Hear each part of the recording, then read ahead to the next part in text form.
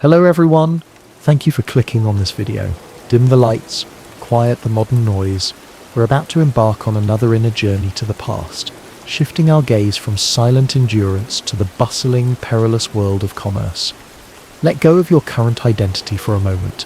We will borrow another existence, a life lived on the cusp of risk and reward, where every mile travelled is a gamble, and every transaction a test of wit and nerve. This age is full of contrast, where the roar of the crowd in a bustling market can be as deafening as the silence of a forgotten road, and fortune can turn on the whims of weather, bandits, or a lord's decree. Close your eyes, I'll let the sounds around you fade. Tonight, we leave the comforts of this age, stepping back into a time when fortunes were made and lost on the dusty, dangerous roads, and a good eye for a bargain could mean the difference between triumph and ruin. You are no longer your usual self. Forget the name on your identification. Forget the warmth of your home and the laughter of your loved ones. For the next few moments, you are someone whose very breath is tied to the weight of your wares and the miles beneath your feet. You are a merchant in the Middle Ages. Feel the coarse wool of your tunic and breeches, well worn but sturdy, a testament to countless journeys. The scent of wood smoke still clings to your clothes from last night's meagre fire. Dawn has yet to truly break, painting the eastern sky in bruised purples and greys, but the crisp morning air already bites at your cheeks. There's no time for lazy stretches, no warmth to savour. The creak of your cart, already laden and ready, or the impatient whinny of your tired pack horse is your unignorable call. It signals that another leg of your perilous journey has begun. Your home is often the open road. Perhaps you slept huddled under a crude lean-to on the edge of a whispering forest, the sounds of unseen creatures, a constant, unsettling lullaby. Or maybe you were lucky enough to find shelter in a ramshackle inn, a haven of fleeting warmth and questionable ale, shared with rough-hewn travellers, suspicious local farmers, and the ever-present threat of disease. Its walls, whether of rough-hewn timber or crumbling stone, offer only a meagre barrier against the elements. Privacy is a luxury rarely afforded. Every snore, every whispered prayer for safe passage, every clatter of coins from a fellow traveller is heard. The mingled stench of stale ale, unwashed bodies, and the lingering dampness of old wood is the scent that accompanies your every breath. From before the sun shows its face until long after it has set, your senses are constantly alert. Perhaps you are guiding your laden cart down a rutted, muddy track, the wheels sinking precariously, threatening to overturn your precious cargo. Every dip, every stone, every sudden jolt sends a jolt of anxiety through you. Your hands, calloused from gripping reins or adjusting loads, never cease their motion. Your eyes constantly scan the horizon, not for beauty, but for dangers, the telltale glint of steel that might signal bandits, the distant plume of smoke from a burning village, or the approaching dust cloud of a lord's retinue, whose tolls you might be forced to pay. Your back aches from the constant vibration of the road, your muscles scream in protest, yet you force yourself onward. To stop for even a moment could mean being caught by nightfall in a dangerous place, or missing a vital market day. Or maybe you are leading a train of pack horses, each laden with bales of wool, sacks of grain, casks of wine, or bundles of valuable spices and fine cloths. You walk miles upon endless miles, your sturdy boots kicking up dust or splashing through puddles. Your mind calculates routes, distances, and potential profits, weighing the risks against the rewards of each town, each castle gate. Every movement must be precise, for the smallest misstep could ruin your goods, costing you dearly. The food that enters your stomach is a constant reminder of your precarious existence. It is often dried meat, hard cheese, or stale bread, carried in a leather pouch, just enough to keep you moving. Perhaps a small bowl of thin, watery stew at an inn, or a piece of tough smoked fish that you chew slowly, not for pleasure but from the primal instinct to survive another day. Hunger is your familiar companion, a dull ache in your belly that can sharpen to a painful gnawing when supplies run low. You often see the shrewd glint in a fellow merchant's eyes when they secure a better price, or conversely you feel the sting yourself when a deal goes sour, knowing every coin lost means less food, less comfort, or less capital for your next venture. The water you drink is often drawn from suspect wells or muddy streams, yet thirst forces you to gulp it down. The presence of a lord or his bailiffs always brings an aura of tension. Their approaching footsteps are enough to make you and other travellers quicken your pace, to bow your heads lower. Their gaze can be as cold as ice, full of judgment or indifferent, as if you are nothing more than a passing shadow. Their voice is an absolute command that cannot be defied. A small mistake in declaring your goods, slowness in paying a toll, or even a facial expression deemed inappropriate can trigger their anger, which often leads to confiscation of goods or a hefty fine that cripples your profits. The ever-present guards, armed with swords and spears, are instruments of their authority, always ready to enforce the laws of the land. You learn to read their moods from afar, to try and become invisible when they are wrathful, and to move as efficiently as possible to avoid unwanted attention. Your body is a map of all this travelling. Your hands are rough and calloused, full of cuts and scrapes from handling goods or repairing your cart. Your back often aches from the constant strain. Though your years may not be many, your joints often feel stiff, especially after a cold night. Sickness is an easy visitor. Fevers from contaminated water, a persistent cough from damp conditions, or skin infections from unhygienic travel due to the squalid inns, poor nutrition, and constant exhaustion. There is no physician who will tend to you with care in every remote village. You can only rely on crude remedies learned from other travellers, or resign yourself to fate, hoping your body is strong enough to fight off the illness on its own. Many a fellow traveller is not so lucky. Their bodies succumb to disease or injury, and then they simply disappear, their goods perhaps plundered, their dreams extinguished. Yet, amidst all this danger and uncertainty, there is something within you that refuses to be entirely extinguished. Perhaps it's the way your eyes still keenly observe the small details around you, the quality of the light at dawn, the intricate patterns of frost on a winter morning, or the flight of a hawk circling high above the fields when you steal a momentary glance from the road. These are small things that no one can take away from you. Maybe at night, when everyone else is asleep in their exhaustion, you let your mind wander. You vaguely remember your family's faces, the warmth of your hearth, or a story your grandfather once told about a successful journey. These memories are painful in their distance, yet they are also a reminder that there is a purpose to your toil, a hope for a comfortable return. Or perhaps you cling to a shred of faith, whispering a silent prayer to a patron saint of travellers, asking for strength to get through tomorrow, or simply for a profitable market. Sometimes you exchange a knowing glance with a fellow merchant, a brief look filled with an unspoken understanding, a silent solidarity in shared risks. Perhaps there's a small gesture, a hidden act of warning when a tax collector approaches, a piece of information shared about a good road or a fair market. It is moments like these that become an anchor for your remaining humanity. Success? The word sounds like a siren's song, a dream always just beyond your grasp. Your hopes are perhaps more modest, that today there will be no bandits, that tonight's shelter will be dry, that tomorrow's market will bring a fair price for your wares. Yet, in the deepest corner of your heart, there might still be a tiny spark that whispers that someday, somehow, this constant struggle will yield enough profit to secure a stable life, perhaps even a shop in a bustling town. That spark is so faint, often nearly extinguished by the storms of bad weather or failed deals, but it refuses to die completely. And you endure, not with heroic history-making battles, not by taking up arms. You endure with every painful step you take, with every morning you force your body to rise, with every bargain you strike even as your soul screams for rest. You endure with shrewdness, a wary witness to a brutal age.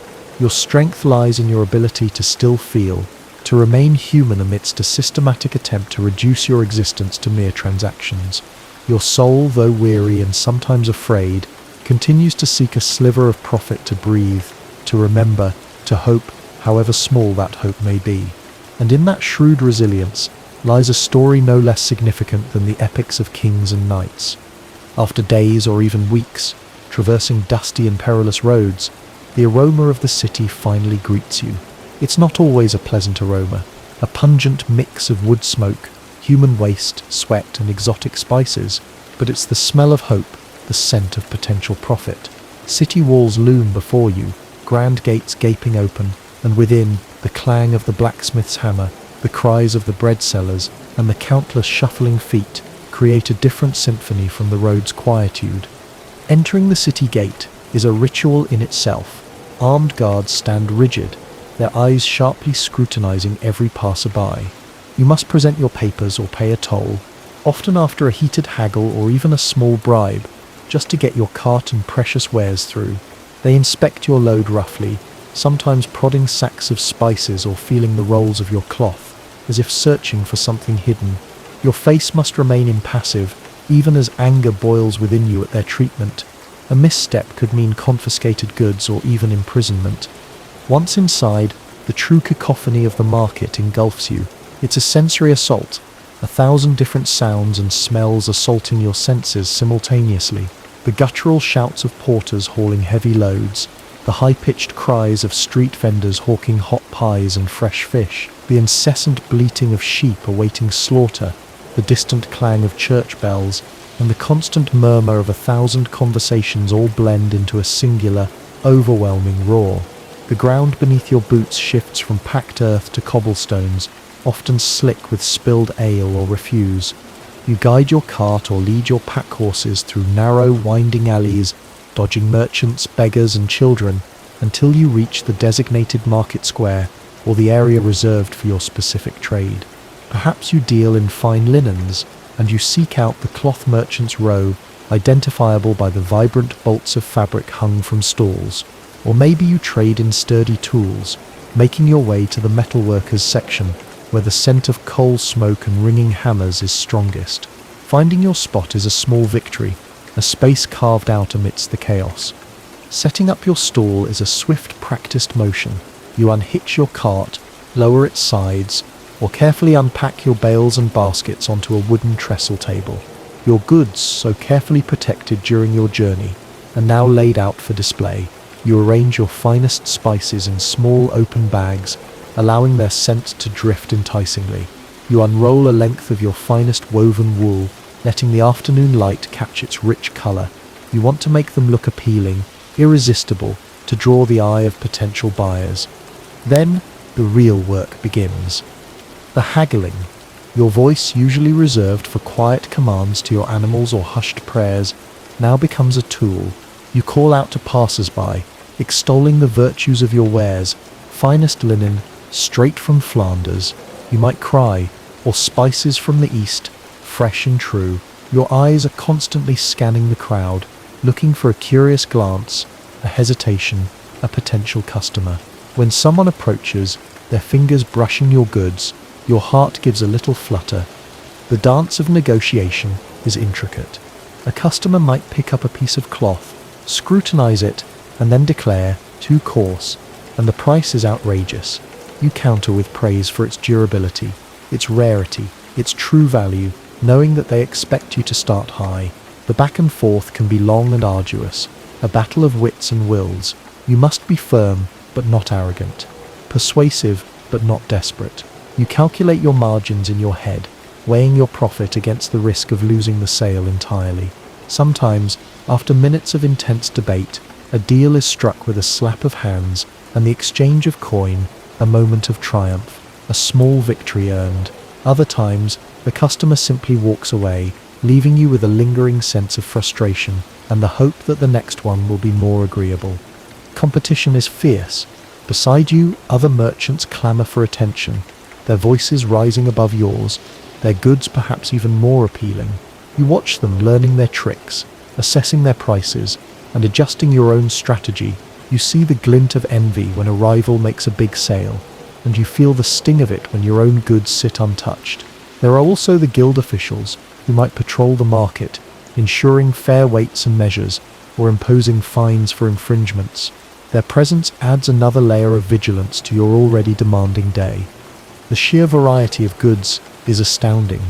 You might see a vendor selling live chickens, their squawks adding to the din, next to a stall laden with freshly baked bread, its warm, yeasty scent a welcome relief. Further down, a peddler displays glittering jewels, while a herbalist offers pungent, mysterious concoctions. Each corner of the market holds a new surprise, a new opportunity to observe, to learn, to perhaps even find a unique item to add to your own inventory for future journeys. The day wears on, a relentless cycle of calling, haggling, and hoping. The sun, if it's fair weather, beats down, making the market hot and dusty.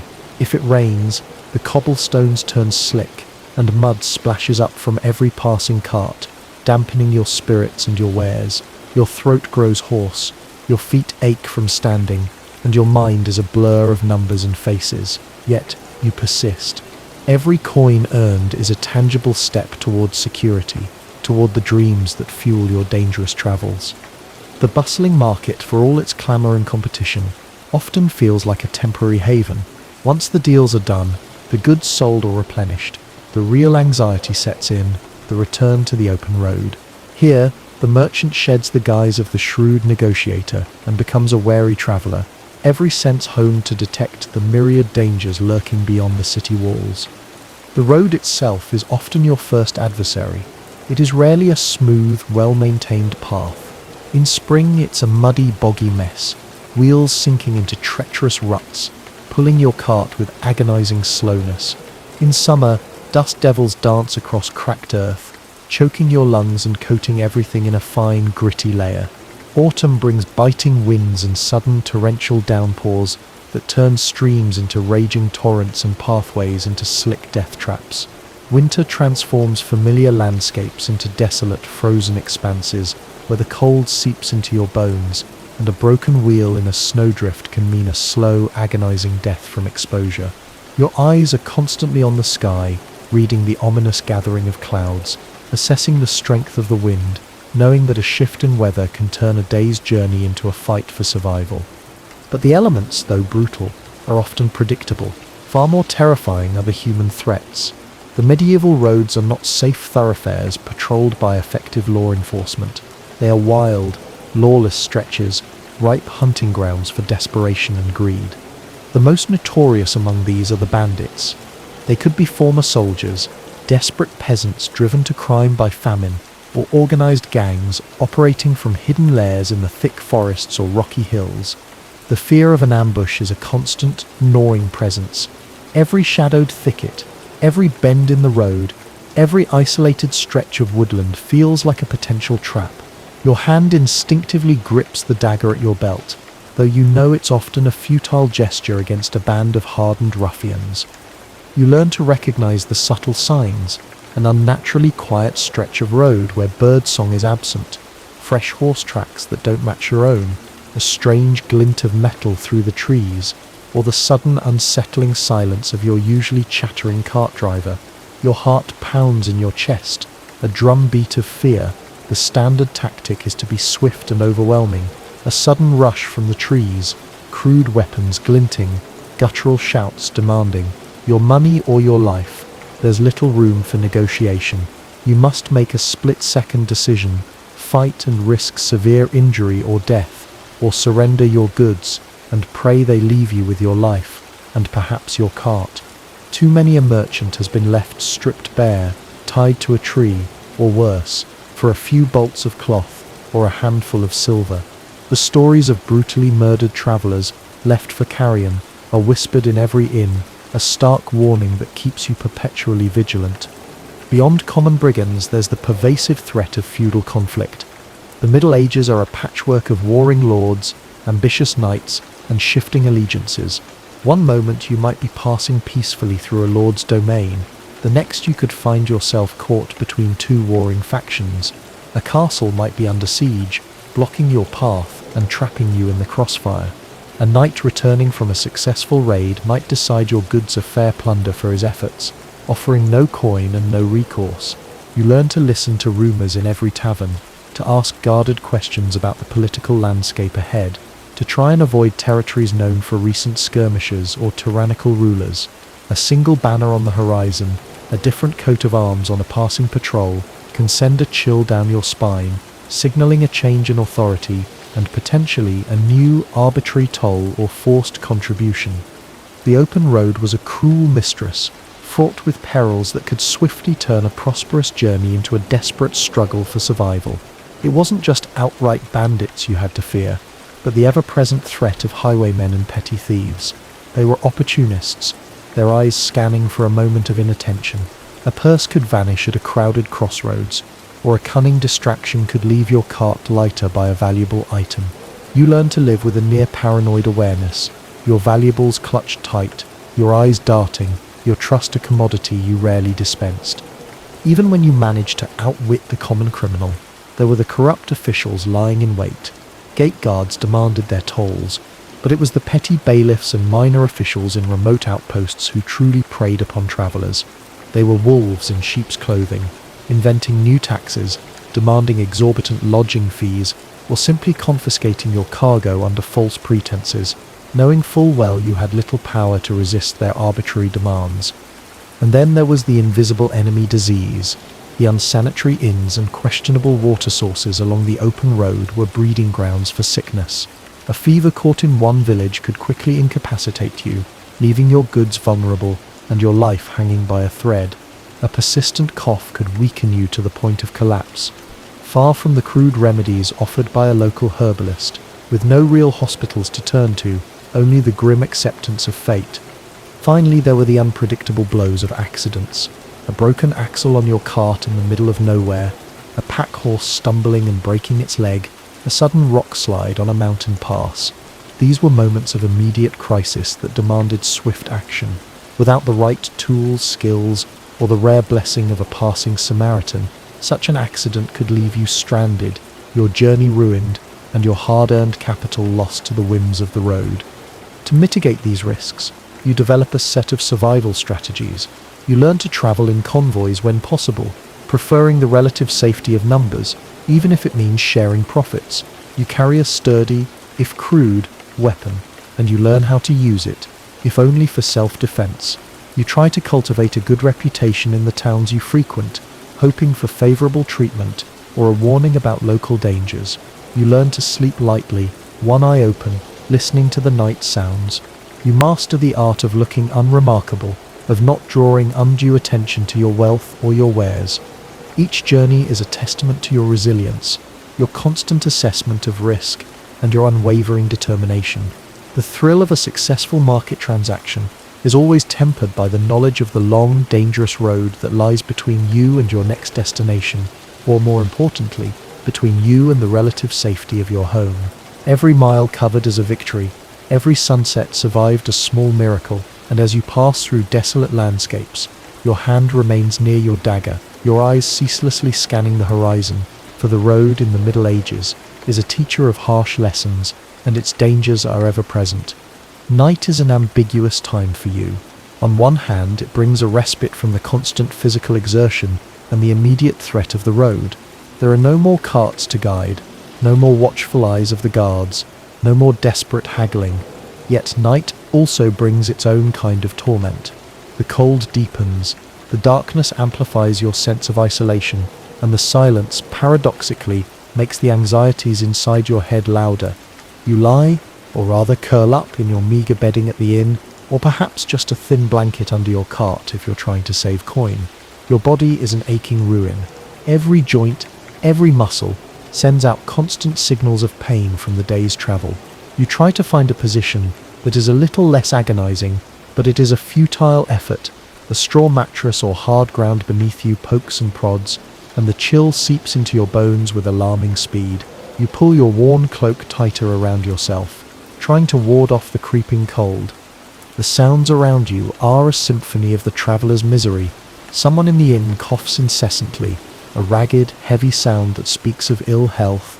Another traveller snores loudly, perhaps dreaming of a warmer hearth, and some are simply silent, their breathing heavy and laboured, as if each inhalation is a struggle.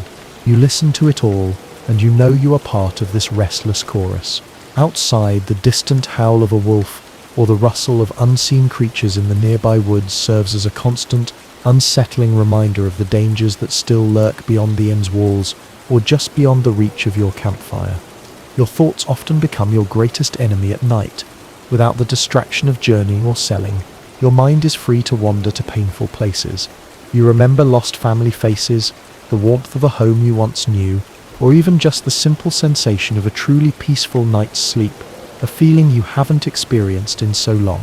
These memories, instead of offering comfort, often deepen the wounds in your heart. The contrast between then and now is a torture in itself. The ledger of your mind tallies past losses, missed opportunities, and the ever-present weight of your debts or future expenses. You worry about the market in the next town, the condition of your goods, the honesty of your last buyer. Sometimes you try not to think at all. You focus on your breath, on the sensation of cold at your fingertips, on the faint scent of stale ale or smoke lingering in the air. You try to merge with the darkness, hoping to disappear for a while from this bitter reality. But your rumbling stomach or the phantom jolt of a rutted road is often an unignorable reminder, pulling you back to the awareness of your physical and financial suffering. There are also nights when you feel so desperate that tears flow silently, wetting your gaunt cheeks and your rough pillow. It's not a wailing cry, but the quiet weeping of a tired soul, a soul yearning for a relief that never comes. No one will comfort you. Everyone is drowning in their own struggles. Yet amidst all this, there are sometimes small, unexpected moments. Perhaps you see a sliver of moonlight, managing to sneak in through a crack in the roof, painting a strange pattern on the wall or on the sleeping form of a fellow unfortunate. That momentary beauty, so starkly contrasting with the surrounding gloom, can feel like a very faint whisper of hope. Or maybe you hear someone humming a sad tune in a very low voice, a melody that somehow feels familiar and warms a tiny corner of your frozen heart. It's a reminder that even in the most horrific conditions, humanity can still find a way to express itself. Occasionally you exchange a few words with the merchant or traveller lying near you, soft whispers in the dark, perhaps just a complaint about the day's travel or an inquiry about the next fare. That brief interaction, though it changes little, can provide a small sense of camaraderie, a reminder that you are not entirely alone in this challenging world. You share the same fate of uncertainty, and in that unspoken understanding, there is sometimes strength. Time passes with agonizing slowness at night. Each hour feels like an eternity. You wait for dawn with a mixture of dread and relief. Dread because dawn means the start of another cycle of arduous travel and uncertain sails. Relief because at least the darkness and cold of the night will soon recede, and maybe, just maybe, tomorrow will bring something slightly better, or at least no worse than today. Then finally the signs of morning begin to appear. The inky blackness slowly fades to grey. The distant crow of a rooster is heard, faint at first, then clearer. This is the signal for you to once again gather the remnants of your strength, to prepare your body and mind to face a new day that will undoubtedly be just as hard, if not harder.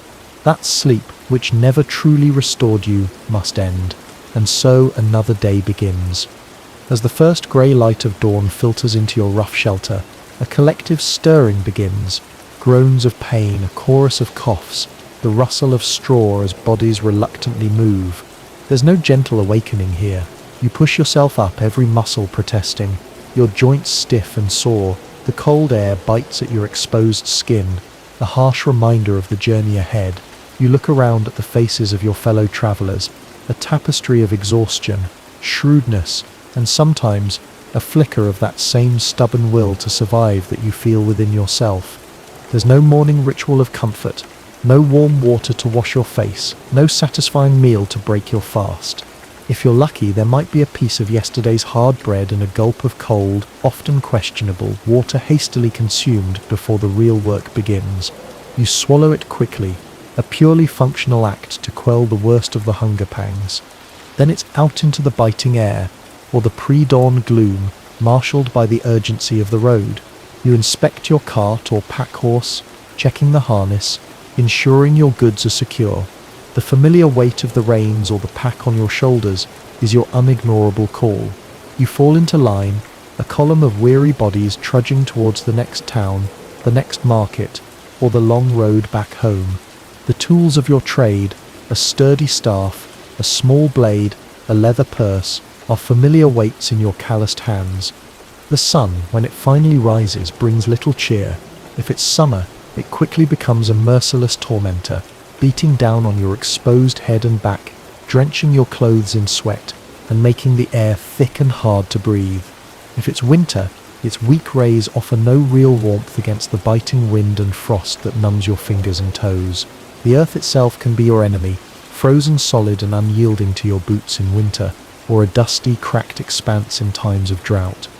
You journey in a rhythm born of endless repetition, the slow creak of the wheels, the steady pace of your horse, the endless scanning of the horizon. Your mind, to save itself, often drifts.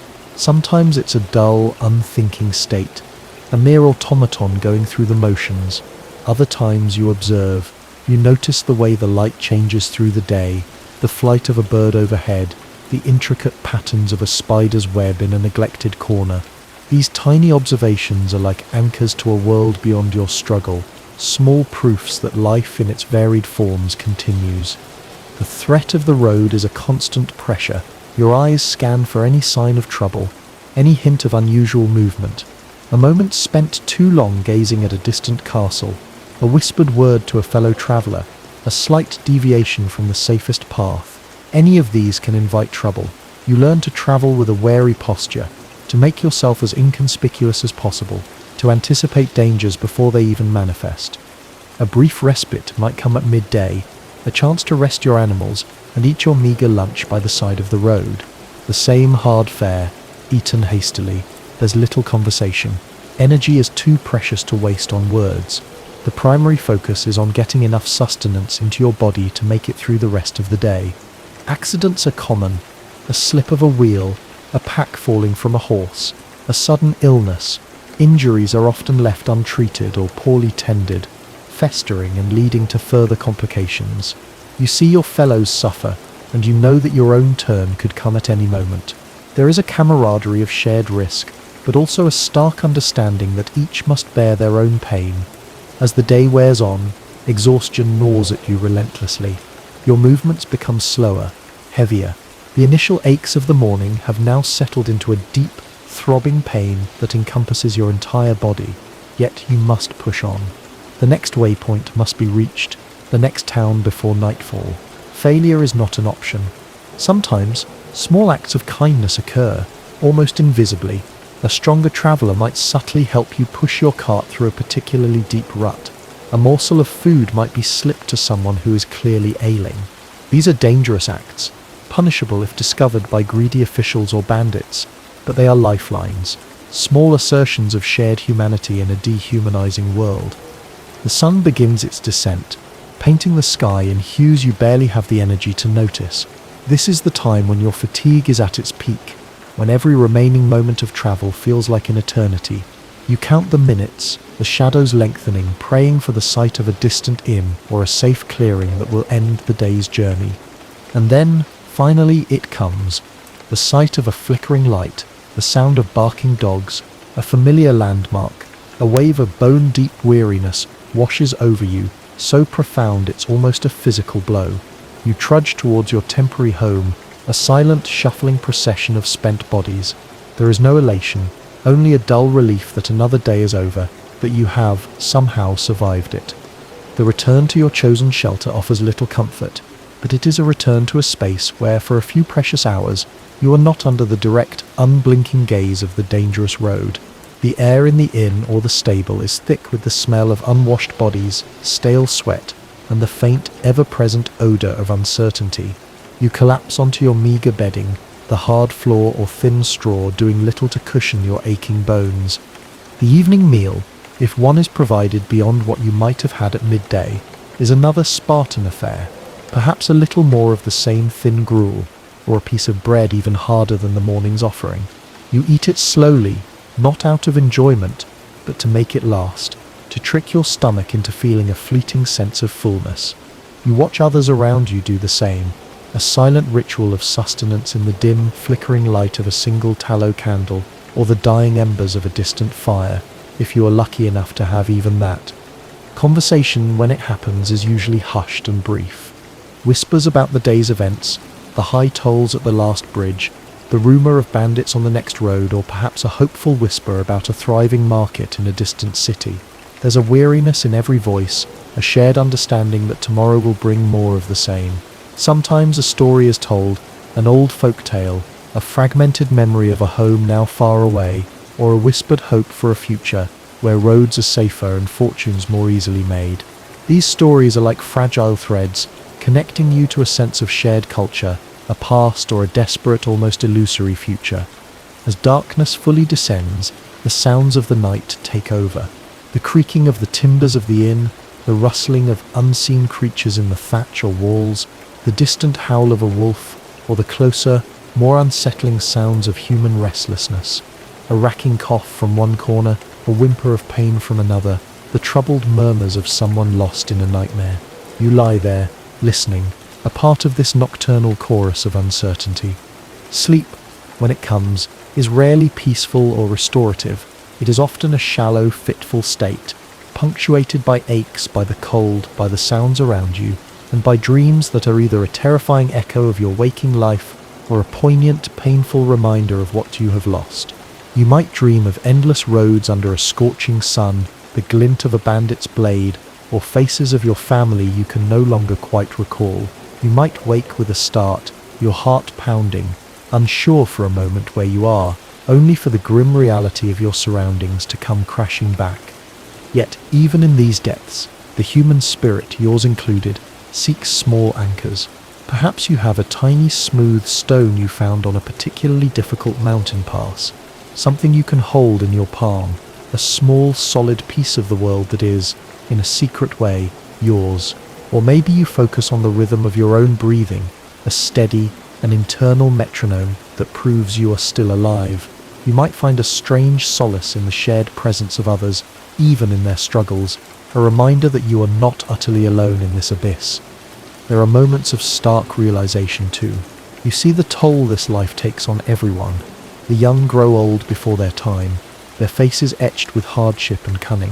The strong are gradually worn down. Hope for many becomes a forgotten word, replaced by a grim determination to simply survive. You witness death, sometimes sudden from an ambush or a brutal accident, sometimes slow from disease or starvation in a remote village. Each loss is a stark reminder of your own precarity, your own expendability in the face of the road's dangers.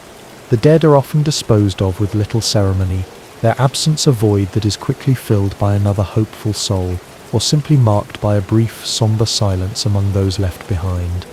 But still you get up when the call comes again. You force your protesting limbs to move. You swallow your meagre ration. You pick up your reins. Why? Perhaps it is the most basic primal instinct to survive, a refusal to simply lie down and die. Perhaps it is a flicker of ambition, a stubborn insistence on carving out a better life despite a world that wishes to crush you. Perhaps it is the faintest, most irrational glimmer of hope that someday, somehow, things might change, or that your endurance itself holds some unspoken meaning. This is your life, a relentless cycle of travel, trade, deprivation and fear, punctuated by fleeting moments of shared humanity or quiet, internal resistance. It is a life lived on the very edge of human endurance, driven by the elusive promise of profit and a dream of security that always seems just beyond the next horizon. The seasons turn, each bringing its own particular brand of hardship. Summer scorches you on the open road, the sun an unrelenting tyrant, dust chokes your lungs, sweat stings your eyes, and the threat of sunstroke looms for those who falter. The days are long, the journey stretching from the earliest light until a late, lingering dusk. The nights offer little relief from the oppressive heat in your crowded, sometimes flea-ridden inn. Autumn arrives with a deceptive beauty. The changing colours of the leaves on the trees along the roads are a sight you might glimpse from afar, a world away from your immediate concerns of muddy ruts and hidden dangers. For you, autumn means the rush to make the most of fair weather before winter sets in, pushing your pace to reach markets and secure goods while the routes are still passable. But it also brings a gnawing anxiety, for the success of your autumn ventures determines how lean the coming winter will be for your family and how much capital you'll have to survive the dormant trade months. Winter is a brutal adversary. The cold seeps into your bones, a relentless ache that no amount of huddling or layers of wool can truly keep at bay. The ground freezes solid, making roads treacherous, and often forcing you to shelter in towns for weeks, eating into your profits. Trade slows to a crawl. If you must travel, every step is a battle against numbing cold, frostbite, and the risk of being stranded in a snowdrift. Food becomes even scarcer and more expensive, your already meager travel rations perhaps reduced further. The nights are interminably long and dark, and the fight against the cold is a nightly battle for survival. Disease thrives in these conditions, preying on weakened bodies. You see more of your fellow merchants succumb during these harsh months, their ventures ending abruptly.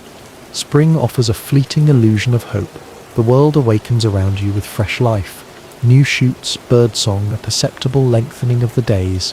There's a brief respite from the harshest cold, and the promise of roads becoming more passable. Merchants begin to stir from their winter dormancy. But spring also means the beginning of renewed competition, the need to quickly find new sources of goods and markets, and the ever-present threat of spring floods turning rivers into impassable barriers. The brief promise of renewal quickly gives way to the familiar grind. Through all these changing seasons, your awareness of the wider world is limited and distorted. News from outside, of wars, of new kings, of distant famines or plagues, trickles in through snippets of conversation overheard in taverns, or from other travelling merchants or soldiers who might pass through. But these events feel remote, almost fantastical, their direct impact on your daily life indirect, if felt at all, unless a war directly blocks your trade route or a plague devastates a crucial market town. Your world is defined by the roads you travel, the towns you visit, the rhythm of your buying and selling, and by the ever-present reality of your profession's risks. You learn to read the subtle signs of your environment with an acuity born of necessity, the shift in the wind that might signal rain, the behavior of animals that could indicate an approaching storm, the quality of the soil underfoot that tells you if a path is stable or treacherous. You become attuned to the moods of local lords and their officials, learning to anticipate their demands or their displeasure from the slightest change in their tone of voice or the set of their jaw.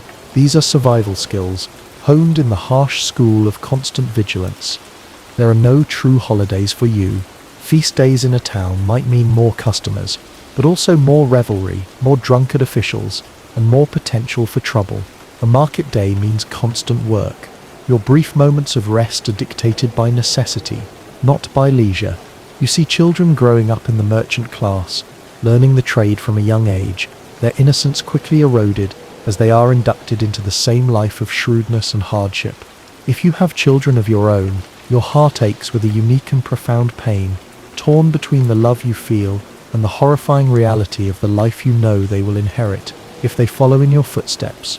The instinct to provide for them clashes with your utter powerlessness to truly shield them from this demanding world. Yet even in this bleak landscape, the human need for connection persists.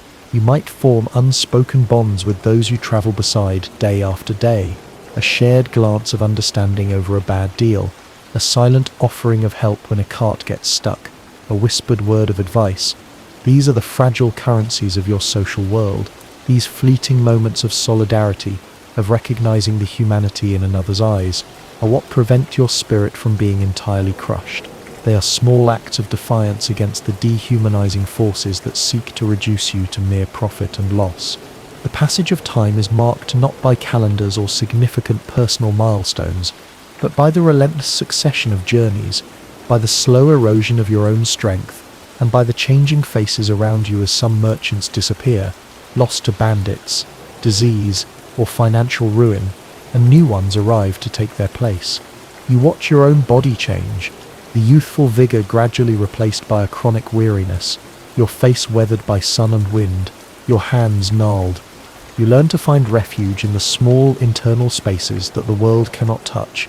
Perhaps it is in the meticulous way you manage your accounts, finding a sliver of pride in your precision, despite the circumstances, a quiet assertion of your skill and worth. Or maybe it is in a song you hum under your breath while traveling, a melody from a forgotten home, or one you create yourself, a secret tune that belongs only to you. Religion, if it reaches you, is often a source of quiet strength. The local priests might preach of piety and the importance of civic order, but in the quiet of your own heart, you cling to a deeper belief, a patron saint for travelers, a silent prayer for safe passage, a plea for strength to endure another day. You pray for good fortune, a successful trade, and for protection from the myriad dangers of the road. There are moments when the sheer injustice of it all, the crushing weight of your precarious existence, threatens to overwhelm you. A surge of anger at a corrupt official, a profound despair over a lost shipment, a desperate yearning for a stable life you know is almost impossible. These feelings are dangerous. To express them openly would invite trouble, so you learn to swallow them, to bury them deep inside, though they smolder like embers, sometimes flaring up in your dreams or in moments of unguarded solitude. You observe the lives of the lords and nobles with a detached curiosity, sometimes mixed with resentment or a bitter amusement. You see their excesses, their petty squabbles, their anxieties, and you realize that their power and wealth do not necessarily equate to happiness or inner peace. It's a small, cold comfort, perhaps, but it's a crack in the facade of their absolute superiority. And then there are the rare, almost mythical stories that circulate in whispers among merchants, tales of incredibly successful ventures, of vast fortunes amassed, of men who started with nothing and became wealthy burgesses. These stories are like sparks in the darkness, often embellished, perhaps mostly untrue, but they feed a tiny, stubborn flame of hope, or at least provide a momentary imaginative escape from the relentless present. The risk of striving for such success is enormous. Financial ruin means utter destitution. Yet the dream of prosperity, however distant, is a powerful opiate. As the years wear on, you become a repository of unspoken knowledge. You've seen markets rise and fall, new trade routes open and old ones close, generations of fellow merchants pass through. You've learned the land, the goods, the people. With an intimacy born of survival, you carry within you the unwritten chronicle of your people's struggles and shrewd resilience. There is no retirement from this life, no reward for long service, unless you are one of the very few who manage to amass enough wealth to settle down and establish a permanent shop or even a small house. More often, you trade until your body finally gives out, until you are too old, too sick, or too broken to make another journey. What happens then varies. Perhaps you waste away in a poorhouse, or become a beggar on the streets you once traded in. But for as long as you draw breath, you endure. Each sunrise you greet on the open road, each successful bargain you strike, each small internal act of preserving your own shrewdness and humanity is a victory. It is a testament to a strength that is not about physical dominance, but about the unyielding will to navigate, to survive, to remain a person in the face of a system designed to make you merely a cog in the wheel of commerce. And so your life unfolds, a testament to the unyielding resilience of the human spirit in the face of unimaginable hardship and constant risk. Though no monuments will bear your name, and no grand histories will record your individual ventures, your existence is woven into the very fabric of the age. In every piece of cloth sold, every spice exchanged, every coin passed, lies the echo of your unacknowledged journeys, your silent shrewdness, and your profound, quiet strength. You are a survivor, a keeper of an unspoken truth, a human being who, against all odds, continued to draw breath, to observe, to calculate, to feel, and in your own way, to assert your place in a world that sought to simply use you. The darkness of your world cannot entirely extinguish the faint but persistent light of your enduring humanity. The vast, ancient forests of medieval Europe once stretched like an unbroken green sea, their shadowed depths holding secrets and dangers. For centuries, across this immense wilderness, human existence clung to scattered settlements, tiny islands of civilization amidst a raw, untamed nature. Life in these early centuries of the Middle Ages, following the collapse of the Roman Empire, was often brutish and short, its rhythm dictated by the sun's harsh arc and the unforgiving demands of the land. The vast majority of the population resided within the confines of isolated manors, self-sufficient feudal estates, ruled by a local lord or knight. These were microcosms where every necessity, from food to tools, was produced within its boundaries. The days of the common folk, the serfs, were consumed by the ceaseless toil of the fields. Their lives were inextricably tied to the soil they worked, bound by law and custom to their lord. They ploughed stubborn earth with oxen and rudimentary ploughs, sowed grain by hand, harvested under scorching sun or biting wind, and threshed their meagre yields. This ceaseless cycle of agricultural labor produced little surplus, just enough to sustain themselves and fulfill their obligations to the Lord, leaving scant inclination or opportunity for travel beyond their immediate village. Whatever few goods were needed that the manor could not produce, perhaps essential salt for preservation, crude iron tools, or a rare luxury like spices, were acquired through rudimentary local markets. These were often little more than occasional gatherings where farmers bartered their meagre excesses, a few chickens for a length of cloth, or a bushel of oats for a new hoe. Coinage was scarce, barter was the dominant mode of exchange, and the concept of a bustling, vibrant marketplace, reminiscent of the Roman past, remained a distant, almost mythical notion. Churches and monasteries stood as the spiritual and often intellectual bastions within this fragmented world. Monks and nuns, dedicated to religious life, spent their days in prayer, meticulously copying ancient texts in scriptoria and cultivating their monastic lands. Their existence was primarily devoted to spiritual pursuits rather than worldly commerce. Their needs were met either from the bounty of their own vast monastic estates or through pious donations from the faithful. The once magnificent Roman roads, engineered for swift military movement and efficient trade, had largely fallen into profound disrepair.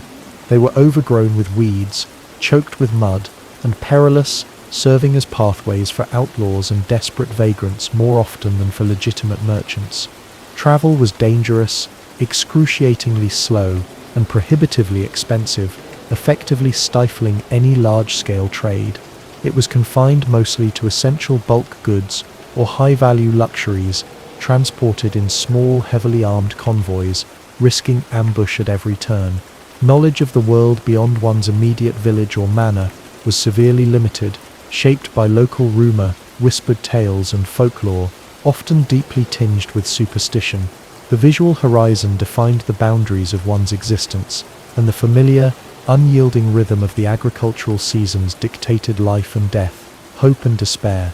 Over generations, however, a series of subtle yet profoundly impactful shifts began to stir this static, isolated world. Incremental improvements in agricultural techniques, slowly but consistently, began to yield larger and more reliable harvests. A pivotal innovation was the widespread adoption of the heavy plough. This new implement, equipped with an iron ploughshare and a mouldboard, could cut deeper into the dense, richer soils of northern Europe, allowing for the cultivation of previously unfarmable lands. Simultaneously, the introduction of the horse collar, an ingenious invention that shifted the pulling weight from the animal's throat to its shoulders, meant that horses could now pull ploughs and carts far more efficiently and for longer periods than the traditional oxen. This significantly increased arable land and productivity. The three-field system of crop rotation also became more prevalent. Land was divided into three sections. One was left fallow to recover its nutrients, another was planted with winter crops like wheat or rye, and the third with spring crops such as barley or oats. This system not only helped replenish soil fertility, but also diversified crops, significantly reducing the risk of total crop failure due to disease or adverse weather, thus providing a more stable and abundant food supply. These innovations, seemingly small and localized in their individual impact, cumulatively led to a more reliable and substantial food surplus across wider regions, more food directly translated to a growing population, slowly recovering from the demographic downturns of earlier centuries caused by plagues and conflicts. A larger population meant more mouths to feed, but critically also more hands to work, and an escalating demand for goods and services beyond mere subsistence. As agricultural output became more consistent and the fear of famine lessened, pockets of surplus began to appear with greater regularity. A farmer might find himself with a few more sacks of grain than his family needed, or a village craftsman might produce a handful of extra tools beyond local demand.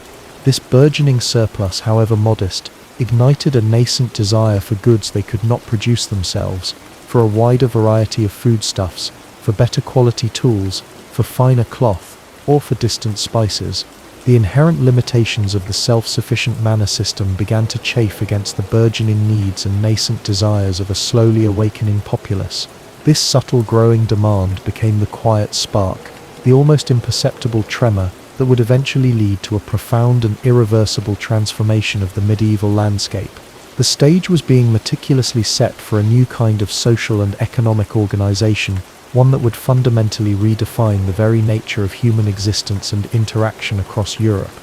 This quiet revolution in agricultural practices and the subsequent growth in population created the fertile ground for a truly transformative phenomenon to emerge from the pervasive rural isolation, the revival of towns and trade.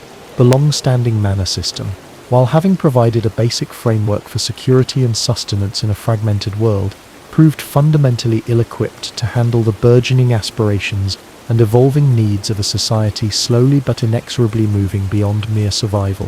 Farmers, now with a surplus of produce, desperately needed central places not only to sell their excess goods, but also to acquire things they could not produce themselves, from specialized tools to exotic condiments. Similarly, skilled craftsmen, who found it more efficient to specialize in trades like weaving, tanning leather, or blacksmithing, discovered the immense benefit of gathering in central locations where a steady stream of customers was readily available, rather than the arduous and inefficient process of traveling from one isolated manor to another to peddle their wares. These burgeoning needs, driven by surplus and specialization, began to pull people away from the strictly agricultural life and inexorably towards points of strategic convergence. Often these nascent settlements organically grew around existing strategic locations, which naturally offered advantages for congregation and exchange, a critical crossroads where several major paths intersected, a navigable river providing efficient transport for bulk goods, the protective shadow of a powerful castle offering security, or the hallowed, often well-resourced, grounds of a thriving monastery. These became natural magnets for itinerant peddlers, opportunistic traders, and enterprising individuals seeking to escape the bonds of serfdom or simply seeking new opportunities. Small groups of traders, some perhaps former serfs who had managed to buy their freedom or escape the feudal bonds through a desperate flight, would initially set up temporary stalls or market tents, offering their wares on an irregular basis.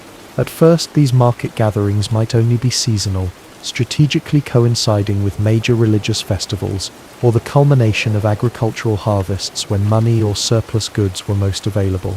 However, as the volume and variety of goods increased and the flow of people intensified, these gatherings became more frequent, eventually transforming into permanent fixtures. Crude wooden shacks and temporary shelters gradually gave way to more substantial permanent dwellings and workshops, forming the enduring nucleus of a new dynamic kind of community, the medieval town.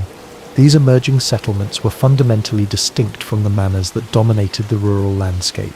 Their primary function was not agricultural production, but rather serving as vibrant centers of exchange, specialized production, and increasingly, of innovation. The very air within their growing, often chaotic, walls hummed with a different palpable energy, the persistent haggling of merchants, the resonant clang of blacksmiths' hammers, the rhythmic chatter of weavers' looms, and the constant, diverse murmur of 1,000 human voices. They were often referred to by terms that reflected their practical origins: burgs from the old German word for fortress or walled town, ports signifying a place of access or harbour, or simply villes, towns. Their inhabitants, known collectively as burghers or townsmen, began to forge a distinct identity, one that strongly valued independence, individual enterprise, and skilled labour over inherited status. They increasingly sought autonomy from the feudal lords whose authority rested predominantly on land ownership and military might. Instead, burghers yearned for a system of self-governance that would allow their burgeoning trade and industries to flourish unimpeded by arbitrary tolls, feudal obligations, or the whims of a local lord. This fervent desire for freedom and self-determination often led to tense negotiations and sometimes to outright armed conflict with neighbouring lords who saw these prosperous towns as valuable sources of revenue and power. However, the sheer economic potential and burgeoning wealth of these growing urban centres were ultimately too significant and too alluring for most lords to ignore or suppress entirely. As these towns continued to solidify their presence and expand, they naturally developed specialized industries. One town, perhaps blessed with abundant sheep pastures in its hinterland, might become renowned across regions for its fine woolens. Another, situated near iron ore deposits and forests for charcoal, might specialize in metalwork and weapons. A third, located in a fertile wine-growing region, might become famous for its excellent wines and vintages. This increasing specialization within urban centers profoundly fueled the need for more extensive and sophisticated trade networks. Merchants who embodied the spirit of risk and enterprise bravely risked the myriad perils of the rudimentary roads and vast, often uncharted, seas to connect these burgeoning urban hubs. They transported essential raw materials, fleeces to weaving towns, iron ore to smithies, to workshops, and then meticulously carried the finished products, bolts of cloth, crafted tools, barrels of wine, to distant markets across the continent. The very concept of money, in the form of standardized coinage, gained a renewed and critical importance in this evolving commercial landscape, gradually replacing the cumbersome and inefficient system of direct barter. Gold, silver, and copper coins, struck by various mints and monarchs, became the universal medium of exchange. To facilitate larger and more complex transactions, rudimentary banking and credit systems began to emerge. Money changers, often sitting at tables in the market square, would exchange different currencies, and some would offer loans to merchants for their ventures, charging interest. This nascent financial infrastructure helped to finance more ambitious long-distance trade expeditions and entrepreneurial ventures. To regulate quality, provide training and protect the interests of their members, trade guilds and craft guilds formed within these towns. These powerful associations, often organized by specific trades, for example, mercers, bakers, goldsmiths, regulated apprenticeship programs, set standards for craftsmanship and pricing, provided welfare to their members in times of need, and often wielded considerable political and economic power within the town's governing body, becoming influential forces in urban life. The physical landscape of Europe began to visibly transform under the impetus of this commercial dynamism. New roads, though still rough by modern standards and prone to the whims of weather, were meticulously cleared and maintained, sometimes by the very merchants who relied on them, or by the town councils themselves. Bridges, vital arteries for crossing rivers, were repaired or newly constructed. River travel, inherently safer, more efficient, and capable of transporting heavier bulk goods than overland routes, saw a dramatic increase in use. Major rivers like the Rhine, Danube, and Seine became bustling highways of commerce. Ports along coastlines, once quiet fishing villages or minor military outposts, transformed into bustling international hubs. These burgeoning port cities received ships laden with exotic goods from the Byzantine Empire in the east, the sophisticated Islamic world of the Mediterranean, and increasingly from other rapidly developing European regions. The Mediterranean Sea, once dominated by individual city-states, became a vibrant, interconnected artery of commerce, with powerful Italian city-states like Venice and Genoa leading the way. Their vast fleets of merchant galleys linked Europe to the immense riches of the East, spices, silks, precious jewels, and knowledge. In northern Europe, the Hanseatic League, a formidable confederation of powerful merchant guilds and market towns, dominated trade in the Baltic and North Seas, connecting Scandinavia, England, the Low Countries, and the Slavic lands in a vast and profitable commercial network. This growth of maritime trade propelled the development of sophisticated shipbuilding, navigation techniques, and maritime law. This phenomenon, collectively known as the Kabang Kitan, Kota Kota, Dan Perdagang, the rise of towns and trade, was far more than a mere economic shift. It was a profound and multifaceted social and cultural transformation that reshaped the very foundations of medieval society. Towns became dynamic centers of innovation, attracting talented artisans seeking better opportunities, ambitious merchants eager to make their fortunes, and increasingly scholars drawn to new centers of learning. They offered a new kind of freedom and unprecedented opportunity, serving as a powerful refuge from the rigid, often oppressive, social hierarchies of the manorial system. Though still embedded within a largely feudal world, and often subject to the authority of surrounding lords, the towns acted as powerful agents of change. They fostered the growth of a new influential middle class, the burghers, who derived their wealth and status not from inherited land or military prowess, but from their commercial acumen and skilled labor. This nascent middle class gradually began to challenge established power structures, asserting their rights and demanding greater autonomy. Slowly but inexorably, the towns laid the crucial groundwork for the dynamic, interconnected, and increasingly complex world that would eventually emerge from the shadows of the early Middle Ages.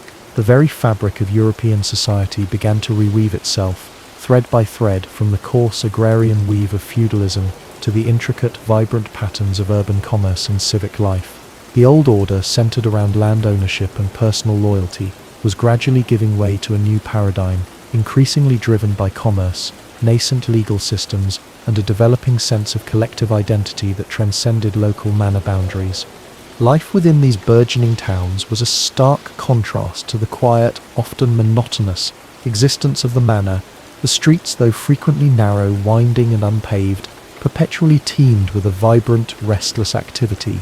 The very air was thick with a complex tapestry of smells, the comforting aroma of baking bread from the baker's oven, the acrid, distinctive odour of curing leather from the tanner's pits, the savoury sense of simmering stews from countless cooking fires, and the constant, underlying human scent of unwashed bodies and crowded spaces.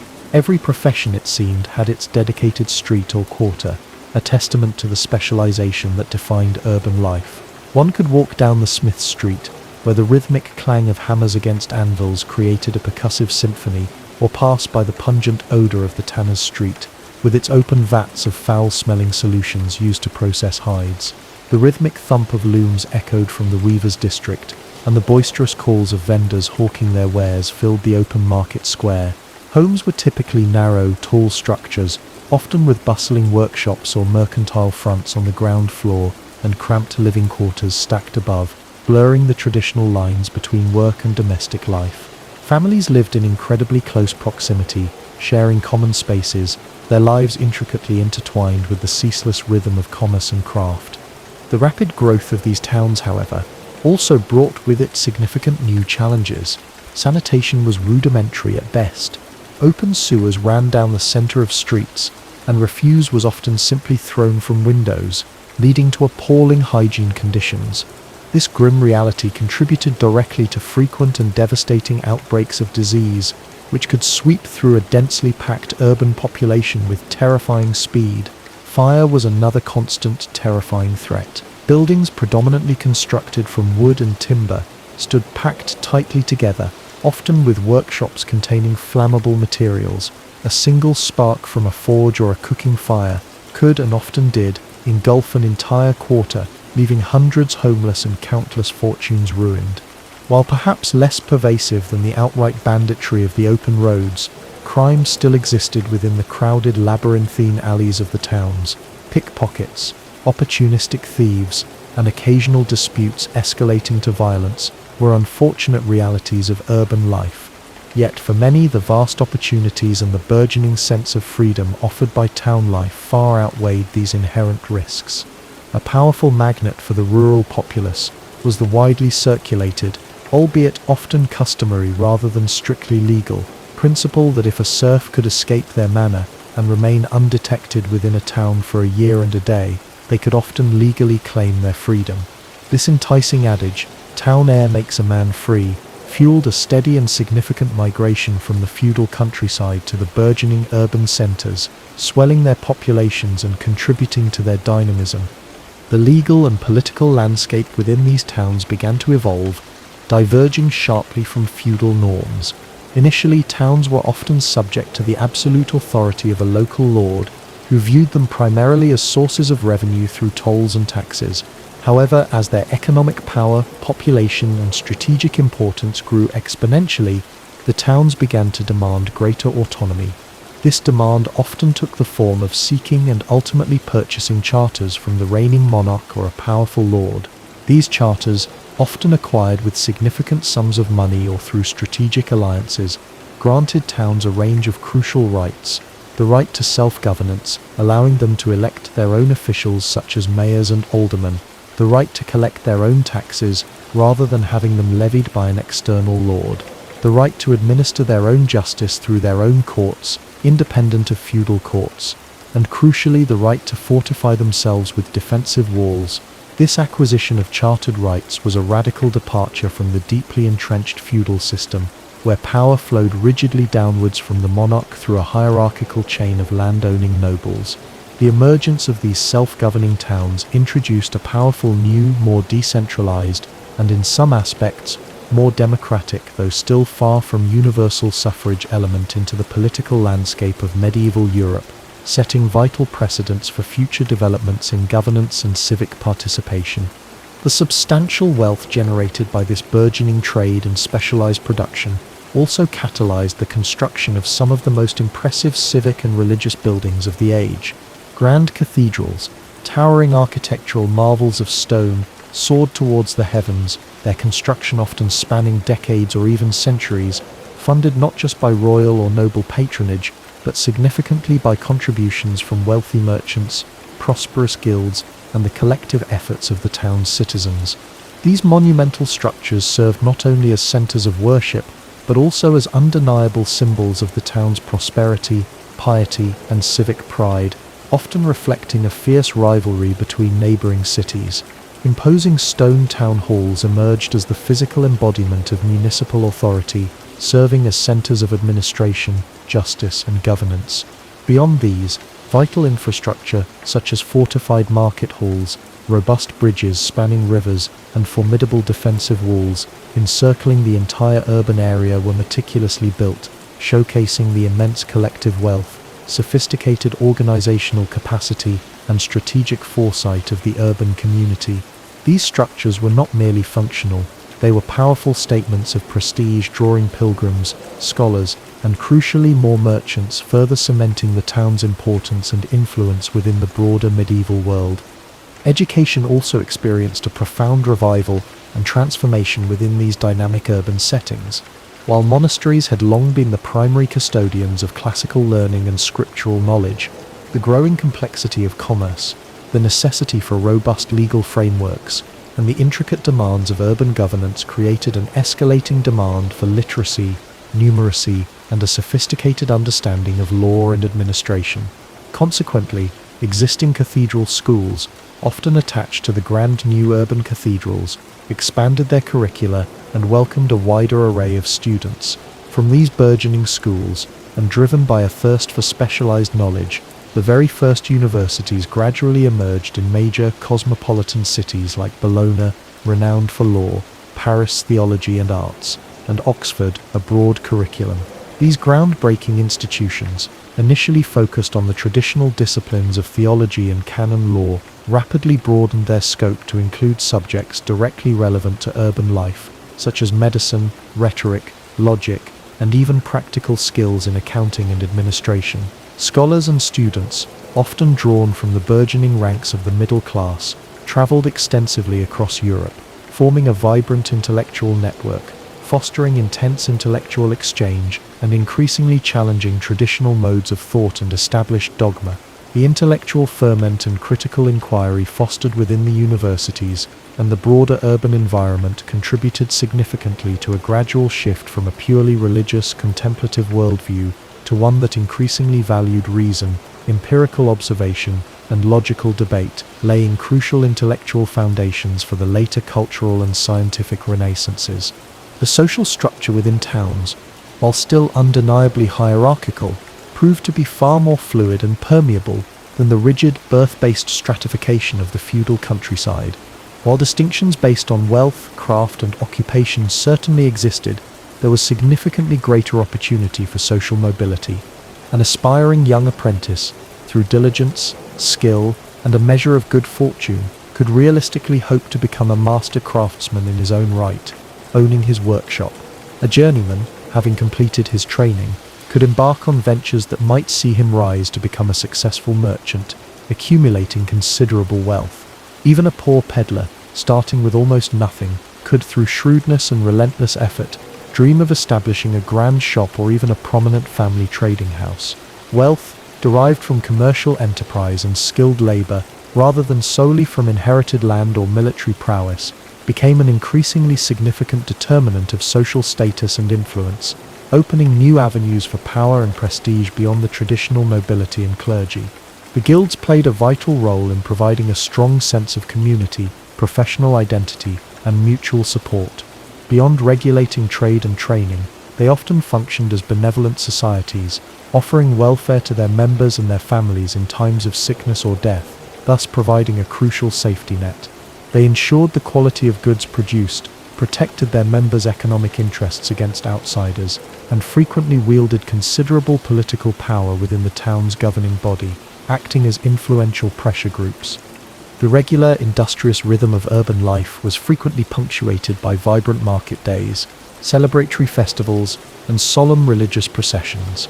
Market days were a spectacle of organized chaos, drawing not only town dwellers, but also people from the surrounding countryside, bringing fresh produce, local crafts, and vital gossip from distant villages. These were moments of intense commerce and social interaction. Festivals, often intricately tied to important religious holidays on the Christian calendar, offered a welcome and much-needed respite from the daily grind, providing opportunities for joyous feasting, lively music, theatrical performances, and various forms of public entertainment. Religious processions, with their colourful banners, elaborate effigies of saints, and solemn chants, underscored the pervasive and undeniable influence of the Church, which remained a powerful moral and social force in urban life, guiding morals, providing spiritual solace, and fostering a sense of collective identity amidst the sometimes ruthless material pursuits of the marketplace. Yet, even with the rapid expansion of urban centres, the vast majority of the European population still toiled in the fields, deeply embedded in the rural agrarian lifestyle. The relationship between town and country was inherently symbiotic, yet often fraught with underlying tension. Towns were utterly reliant on the countryside for their essential food supplies and raw materials, grain, meat, wool, timber. Conversely, the countryside relied on towns for manufactured goods, tools, cloth, pottery, crucially for markets where their agricultural surplus could be sold. However, this mutual dependence was often marred by mutual suspicion and occasional animosity. Town dwellers frequently viewed rural folk as unsophisticated, backward and unrefined, clinging to old ways.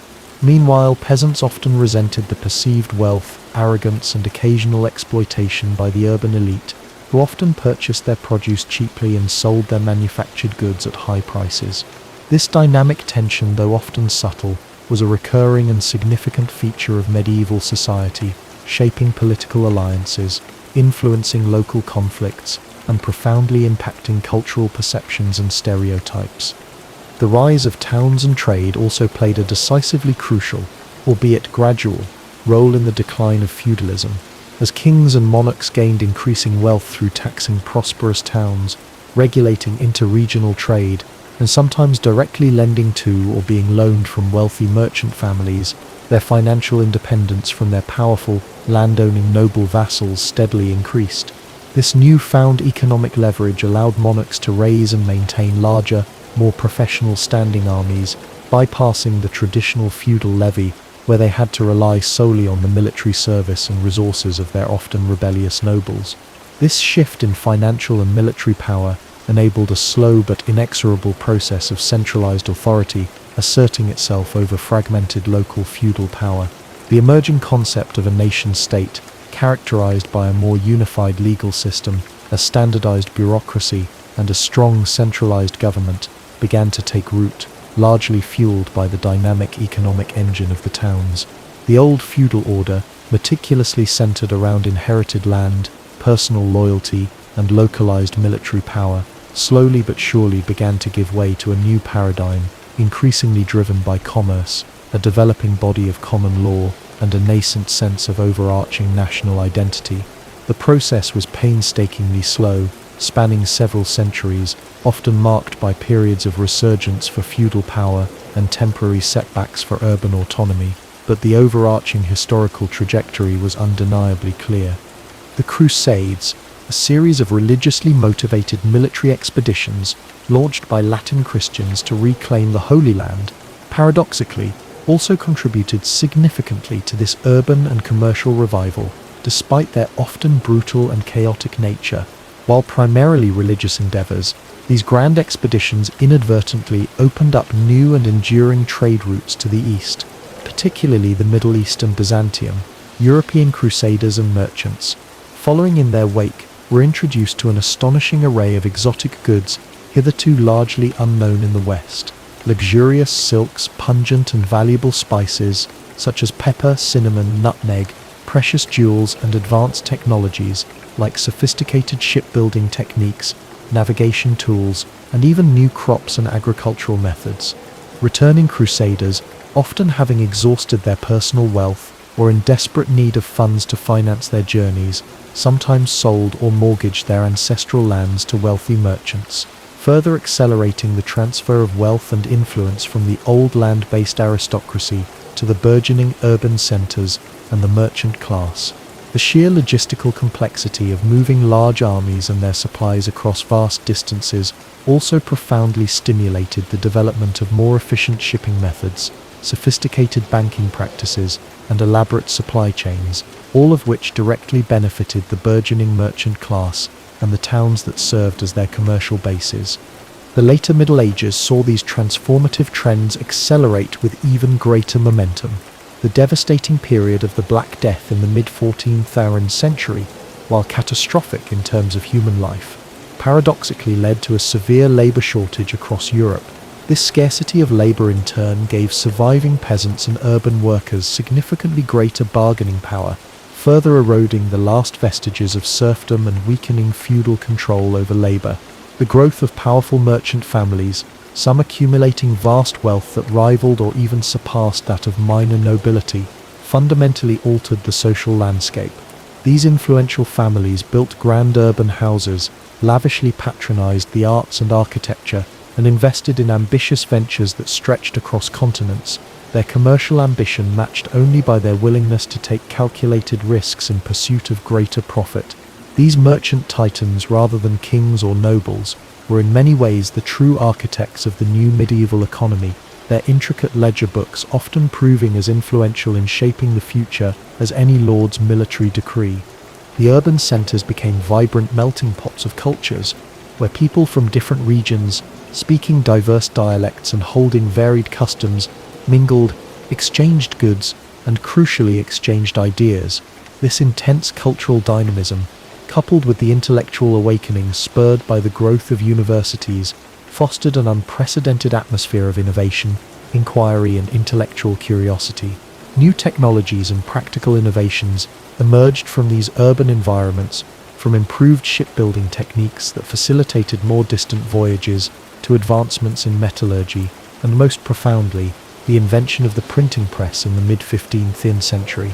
This revolutionary invention would further accelerate the dissemination of knowledge, breaking down the barriers of illiteracy and allowing ideas to spread with unprecedented speed and reach, forever altering the intellectual landscape of Europe.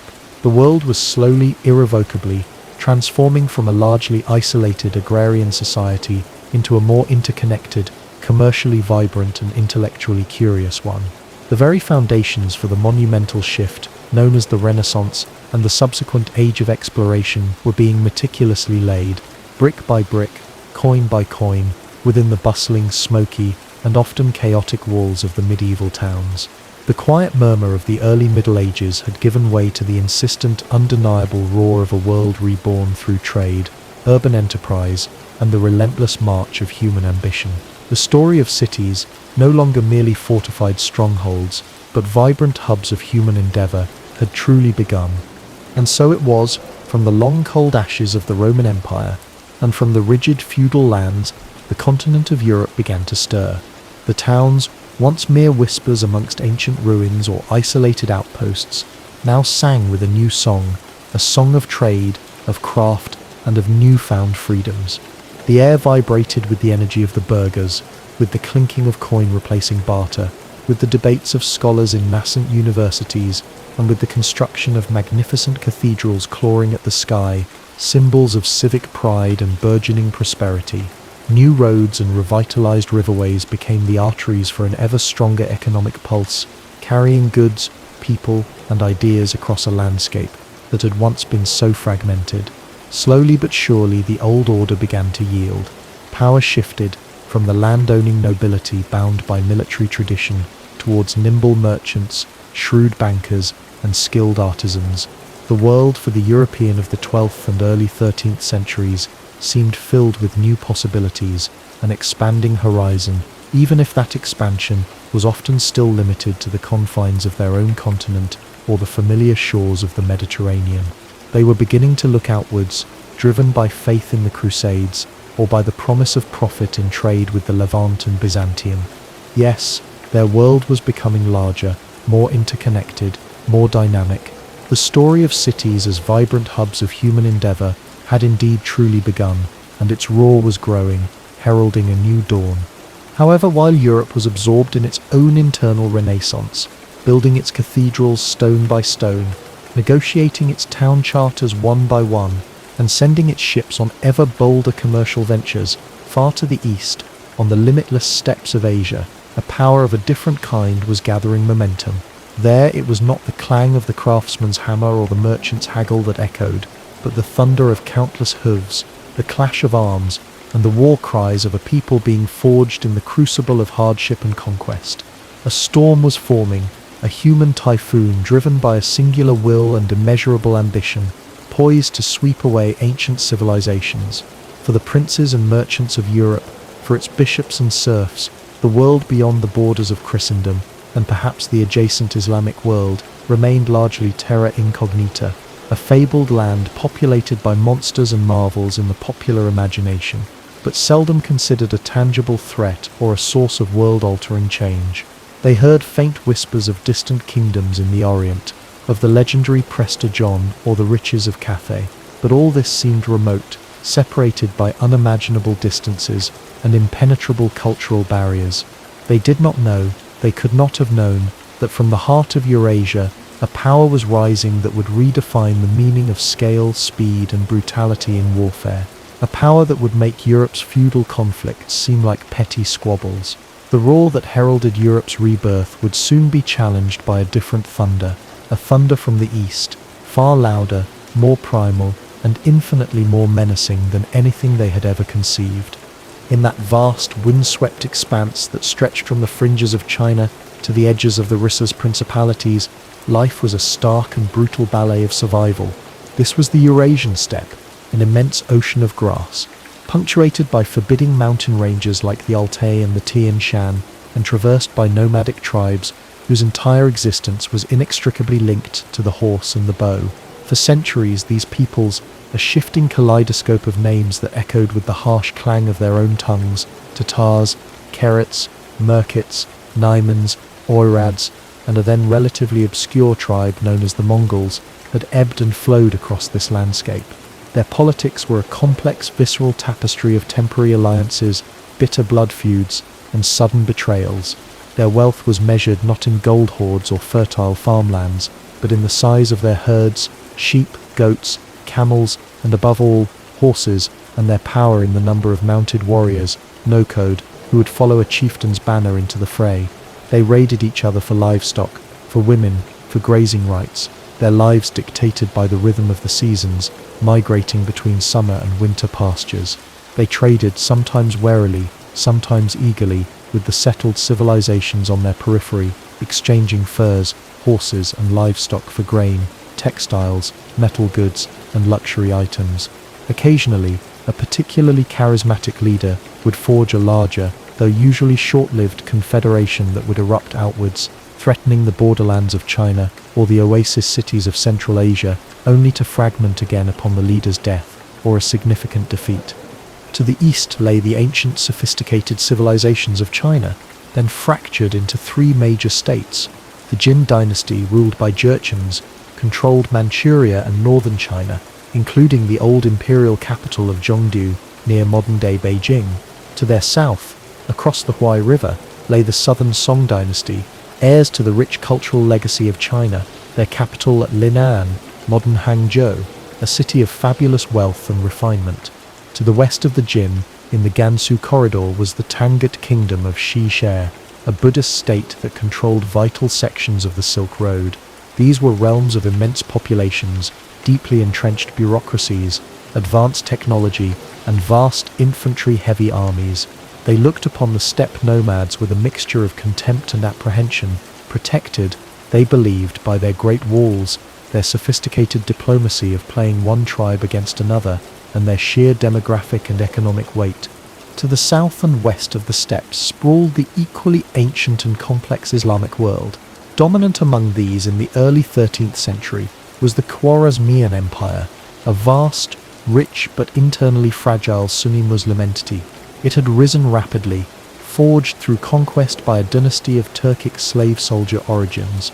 At its zenith under Shah Ala ad-Din Muhammad II, its territories stretched across Persia, Transoxiana, modern Uzbekistan and Tajikistan, Khorasan, parts of modern Iran, Afghanistan and Turkmenistan, and beyond. The Shah commanded immense resources, drawing wealth from agriculture, urban crafts, and the lucrative Silk Road trade that passed through his domains. Cities like Samarkand, Bukhara, Urgench, Merv, and Nishapur were jewels of Islamic civilization, famed for their mosques, madrasas, libraries, and bustling bazaars. The Khwarezmian army was formidable in numbers, composed of diverse ethnic groups, including Turkic cavalry, Iranian infantry, and fierce mountain warriors. Shah Muhammad, proud and ambitious, considered himself one of the world's great potentates, confident in his dominion and his divine favor. Further west still, beyond the Volga River and the Ural Mountains, lay the lands of the Rose, a sprawling collection of feuding principalities. Once united under the banner of Kievan Rose, they were now a fragmented mosaic of independent or semi-independent states. The powerful merchant republic of Novgorod in the north, protected by its vast forests and marshes, the dominant principalities of Vladimir Suzdal and Ryazan in the northeast, Galicia Volhynia in the southwest, bordering Poland and Hungary, and Kiev itself, the venerable mother of Rose cities, much diminished in political power due to incessant infighting and Cuman raids from the southern steppes, though still a potent symbol and a major religious centre. These were Christian lands, their faith and much of their high culture derived from Byzantium. Their princes were more often concerned with territorial disputes amongst themselves, or with the nomadic Cumans, also known as Kipchaks or Polovtsians, who roamed the Pontic steppe north of the Black Sea, than with distant tremors from the deep heart of Asia. And beyond them, almost beyond imagining for the steppe nomads, lay the rest of Europe, the patchwork of kingdoms, duchies, counties, and papal states we have just seen stirring with new life. The Kingdom of Poland, itself often divided among competing dukes, the Kingdom of Hungary, a significant power in Central Europe, guarding the Carpathian Basin, the vast but politically complex Holy Roman Empire, encompassing Germany, Italy, and Bohemia, its emperor frequently at odds with the Pope, the rising kingdoms of France and England, embroiled in their own dynastic struggles and territorial ambitions. These were lands largely ignorant of the true nature of the steppe world, dismissing its inhabitants, if they considered them at all, as barbarians, pagans, or Scythians, terms drawn from classical antiquity, perhaps a nuisance on the furthest fringes of Christendom, but not an existential threat capable of shaking the foundations of their world. Their maps grew hazy and filled with mythical beasts beyond the known borders. The steppe itself was a harsh crucible, an unrelenting forge that shaped its people. Winters were savage, bringing biting winds, deep snows, and temperatures that could freeze a man solid in minutes if caught unprotected. Summers were scorching, the endless grasslands baking under a relentless sun. Resources were scarce, and the competition for them, for water, for pasture, for game, was constant and fierce. It was a world that bred an extraordinary resilience, a capacity for endurance that bordered on the superhuman. It fostered a profound understanding of nature, of the movement of animals, the changing of seasons, the subtle signs that foretold weather or danger. It demanded ferocity in defense of one's own, and ruthlessness in the acquisition of what was needed to survive. Loyalty within the clan or tribe was paramount, the bedrock of social cohesion, but it was often conditional, shifting with the fortunes of charismatic leaders who could promise victory and spoils. It was a world of oral traditions, of epic poems sung by bards around smoky fires, recounting the deeds of heroes and the genealogies of clans. It was a world largely untouched by the great literate religions, its people adhering to a form of shamanism centered on the worship of Tengri, the eternal blue sky, and the spirits of nature and ancestors. This was a world waiting for a catalyst, a force that could unite its disparate, volatile energies into an irresistible wave. And in the latter half of the 12th century, around the year 1162 by Christian reckoning, amidst the obscurity of a minor Mongol clan called the Borjigin, such a catalyst was born. His birth name was Temujin, meaning blacksmith, perhaps a portent of the iron will he would display, or the fire and steel with which he would reforge his world. The boy who would become Genghis Khan entered a world of endemic violence and profound uncertainty. Legend and history intertwine inextricably in the accounts of his early life, passed down through the secret history of the Mongols, an epic chronicle compiled after his death. These tales paint a picture of extraordinary hardship, of betrayals that would break lesser men, and of an indomitable will that seemed to draw strength from adversity itself. His father Yesge was a minor chieftain, a badachur or valiant warrior, who had managed to carve out a small sphere of influence among the Mongols. But the steppe was a place of shifting loyalties and sudden death. When Temujin was but a child, perhaps 9 years old, Yesge was ambushed and poisoned by rival Tatars while sharing a meal, an act of treachery that violated the sacred laws of hospitality. This single act plunged Temujin's family into immediate destitution.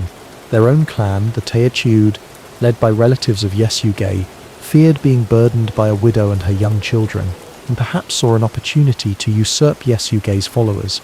They abandoned Holun, Temujin's fiercely proud mother, and her brood, leaving them to fend for themselves on the unforgiving steppe.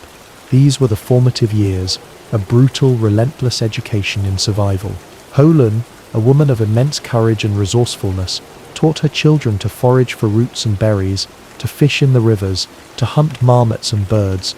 Temujin learned the bitter taste of hunger, cold and isolation. There are stark tales from this period, such as the one where Temujin, in a dispute over a fish or a bird, killed his own elder half-brother, Beta. It was a grim testament to the harsh realities of their existence, where every scrap of food was precious, and the law of the strongest often prevailed even within the family unit. As he grew, Temujin began to show signs of the leader he would become. He was captured by the Teocheud, who had come to see the maturing son of Yesuge as a potential threat. He suffered the humiliation of wearing a kange, a heavy wooden collar and stocks, paraded as a prisoner. But even then, his spirit was not broken. He managed a daring escape, aided by a sympathetic family from a subordinate clan, an event that began to build his reputation for cunning, bravery, and an uncanny ability to inspire loyalty even in desperate circumstances. He understood, perhaps earlier than most, that loyalty was a bond forged not just by blood, but by shared experience, mutual respect, and the promise of a better future. Slowly, painstakingly, Temujin began to gather followers, no-code warriors who pledged their allegiance to him personally. His first significant alliance was with Togrul Khan, leader of the powerful Kerets, a Christian Nestorian Turkic tribe, and a former and a sworn blood brother of his deceased father. This alliance was cemented and tested when Temujin's young wife, Berta of the Olkanut tribe, to whom he had been betrothed as a child, was kidnapped by the Merkit tribe, an act of revenge for his own mother Holun's abduction by his father, Yesuge, years before. With Togrul's crucial military aid, and that of another rising young Mongol leader named Jamuka of the Jadaran clan, who was Temujin's childhood heir, Berta was rescued. This daring and successful campaign significantly bolstered Temujin's prestige and demonstrated his determination to honor his commitments and protect his own. For a time, Temujin and Jamuka campaigned together, their combined forces growing, their friendship seemingly strong. They shared a felt blanket at night and renewed their vows of brotherhood. But their paths and their visions for the future of the steppe peoples were destined to diverge sharply. Jamuka, an aristocrat by temperament and lineage, favored the traditional tribal structures, with power concentrated in the hands of established noble families. Temujin, shaped by his own experiences of betrayal by the old elites and his reliance on personal loyalty from men of all backgrounds, was increasingly drawn to a more centralized system, one based on merit, discipline, and unwavering loyalty to him as the supreme leader, regardless of a warrior's lineage. This fundamental difference in philosophy, coupled with the inherent rivalry between two such ambitious and capable leaders, led to an inevitable and bitter split. The vast steppe, it seemed, could not long contain two sons. The ensuing years, stretching over 2 decades, were a maelstrom of intense intertribal warfare. Temujin faced numerous setbacks, crushing defeats, betrayals that tested his resolve to its limits, and moments of near disaster where his entire enterprise hung by a thread. He fought against Jamuka, who had gathered a coalition of tribes alarmed by Temujin's rising power and his disregard for traditional hierarchies. He waged a war of annihilation against the Tatars, avenging his father's murder and systematically breaking their power, reputedly decreeing that no Tatar male taller than a cart's linchpin be left alive, and distributing their women and children among his followers. He battled the Naimans, a powerful Turkic or Mongol confederation to the west, and even his former patron and ally, Togrul Khan of the Kerets. Togrul, influenced by his ambitious son Sengum, and perhaps by Jamuka's insinuations, grew suspicious of Temujin's expanding influence and turned against him.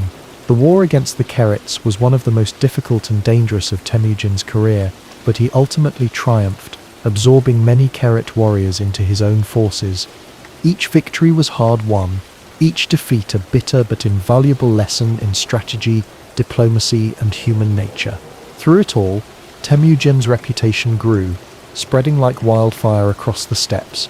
He became known for his strategic genius, his ability to learn from his mistakes, his tactical flexibility, his unmatched tenacity in the face of adversity, his profound understanding of his enemy's weaknesses, his generosity and loyalty to those who served him faithfully, and his terrifying, implacable retribution against those who opposed or betrayed him. He attracted warriors from diverse tribal backgrounds, men drawn by his personal charisma, the discipline he instilled, the sense of shared purpose he cultivated, and the promise of spoils, honor, and advancement in his service. He began to systematically dismantle the old, fragile tribal structures, reorganizing his followers into new units, based not on kinship or clan affiliation, but on loyalty to him personally and their place within his decimal military organization. This was a revolutionary act, creating a new kind of pan-Mongol identity that transcended old blood feuds and rivalries. By the spring of 1206, after decades of relentless struggle, political maneuvering, and bloody conflict, Temujin had achieved what had once seemed impossible. He had subjugated, destroyed, or absorbed all major rival tribes and confederations across the vast Mongolian plateau. The Merkits were scattered, the Tatars annihilated as a distinct political entity, the Naimans crushed, the Kerets broken and integrated, and his great rival Jamuka, after years of intermittent warfare and eventual capture by his own men, who delivered him to Temujin, expecting a reward, but were instead executed for their treachery, was finally granted an honorable bloodless death at his own request, as befitted a defeated Khan and a former Anda. In that year, a great Kurultai, a grand assembly of all Mongol and allied chieftains, was convened by the headwaters of the Onon River, a sacred place in Mongol tradition. There, amidst a sea of warriors arrayed in their finest armor, their banners snapping in the steppe wind under the watchful gaze of Tengri, the eternal blue sky, whom the Mongols worshipped as their supreme deity, Temujin was formally enthroned as Kagan, the great Khan of all the peoples of the felt-walled tents. He was acclaimed with a new, unique title, Chinggis Khan. The precise meaning of this title is still debated by scholars, perhaps oceanic ruler, implying a dominion as vast as the ocean, or universal ruler, signifying his supremacy, or perhaps strong, resolute, or fierce ruler. Whatever its exact etymology, its significance was unambiguous. It marked the birth of the Mongol nation as a unified political entity and the formal launch of an empire that would within a few astonishing decades stretch from the Pacific Ocean to the heart of Europe. With this new divinely sanctioned mandate, Genghis Khan, as he would henceforth be known to history, immediately set about transforming his newly unified people into an unparalleled military machine and a cohesive, centrally administered state. One of his first and most crucial actions was the promulgation of a comprehensive code of laws known as the Yasa or Yasak, meaning decree or order. Though no complete original text of the Yasa survives, its principles and many of its specific provisions are known through later historical accounts, both Mongol and foreign. The yasa was not merely a collection of existing tribal customs, it was a foundational legal and ethical framework for the new empire. It emphasized absolute obedience and loyalty to the Khan, who was seen as divinely appointed. It prescribed strict discipline within the army and society, with harsh punishments for theft, adultery, desertion, and disobedience. It promoted religious tolerance, granting freedom of worship to all faiths within the empire, though Genghis Khan himself adhered to Tengrism, recognizing the practical value of co-opting religious leaders. It regulated hunting, the distribution of spoils, trade, and even social etiquette, aiming to bind the diverse tribes into a single, disciplined and orderly entity, minimizing internal conflict and maximizing the state's power. The yasa became the sacred law of the Mongol Empire, revered and enforced by Genghis Khan and his successors. His military reforms were equally, if not more, revolutionary and far-reaching, building upon traditional steppe warfare, but systematizing and refining it to an unprecedented degree. He organized his entire adult male population, and that of allied or subjugated peoples, into a formidable army based on a strict decimal system. Warriors were grouped into units of 10 Arban, 100 Jagan, 1,000 Mingan, and 10,000 Chuman.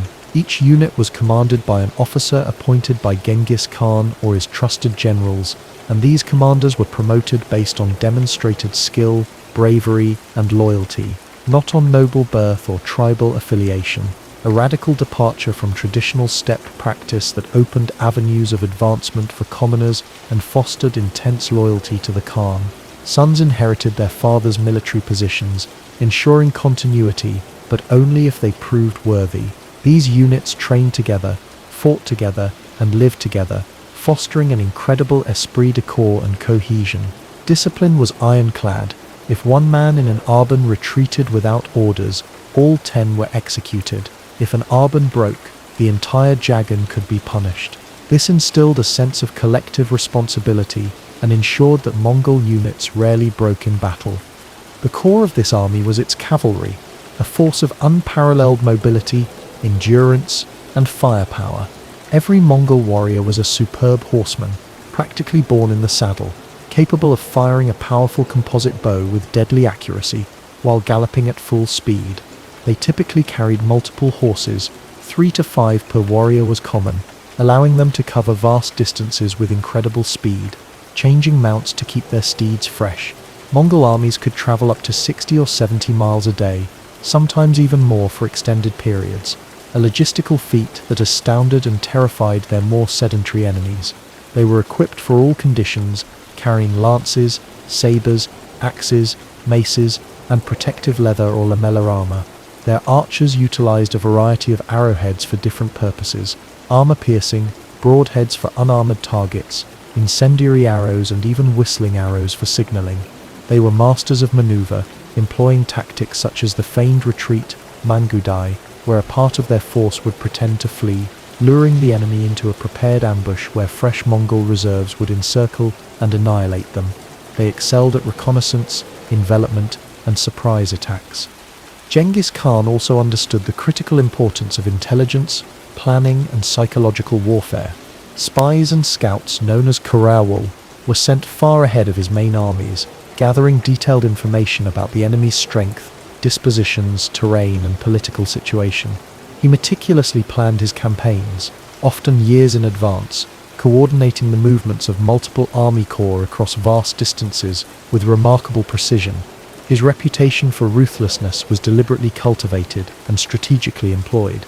Cities that resisted were often subjected to wholesale massacre, their populations exterminated or enslaved, their wealth plundered, their buildings razed to the ground. Tales of pyramids of skulls and rivers running red with blood, while sometimes exaggerated by terrified chroniclers, had a basis in fact and served as a potent warning to others. Conversely, cities that surrendered promptly without resistance were often spared the worst, their inhabitants incorporated into the empire, their artisans and engineers often conscripted to serve Mongol needs. This calculated policy of terror and clemency was designed to break the enemy's will to resist, encouraging submission and minimizing Mongol casualties. He also created an elite imperial bodyguard, the Kushig, initially a small force. It grew to a tumen of 10,000 warriors, drawn from the sons of commanders and distinguished soldiers. Service in the Kushig was a high honor and a pathway to important commands. They were utterly loyal to the Khan, serving as his personal guard, his household staff, and a training ground for future generals and administrators.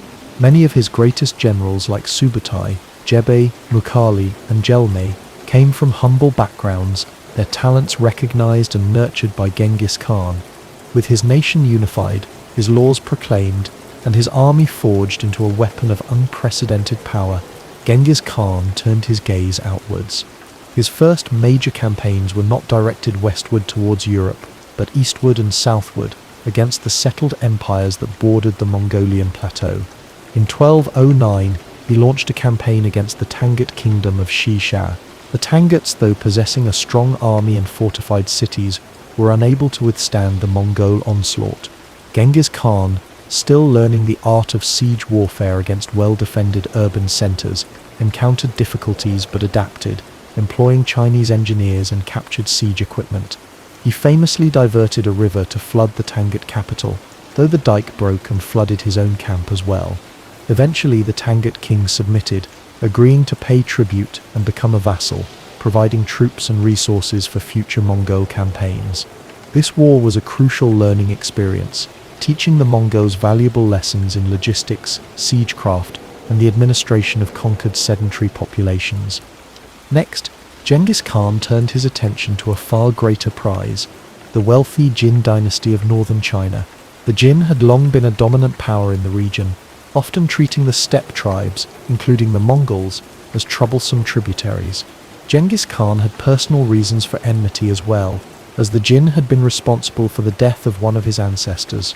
The war against the Jin, beginning in 1211, was a long, brutal and complex affair, lasting for over 2 decades and continuing after Genghis Khan's death.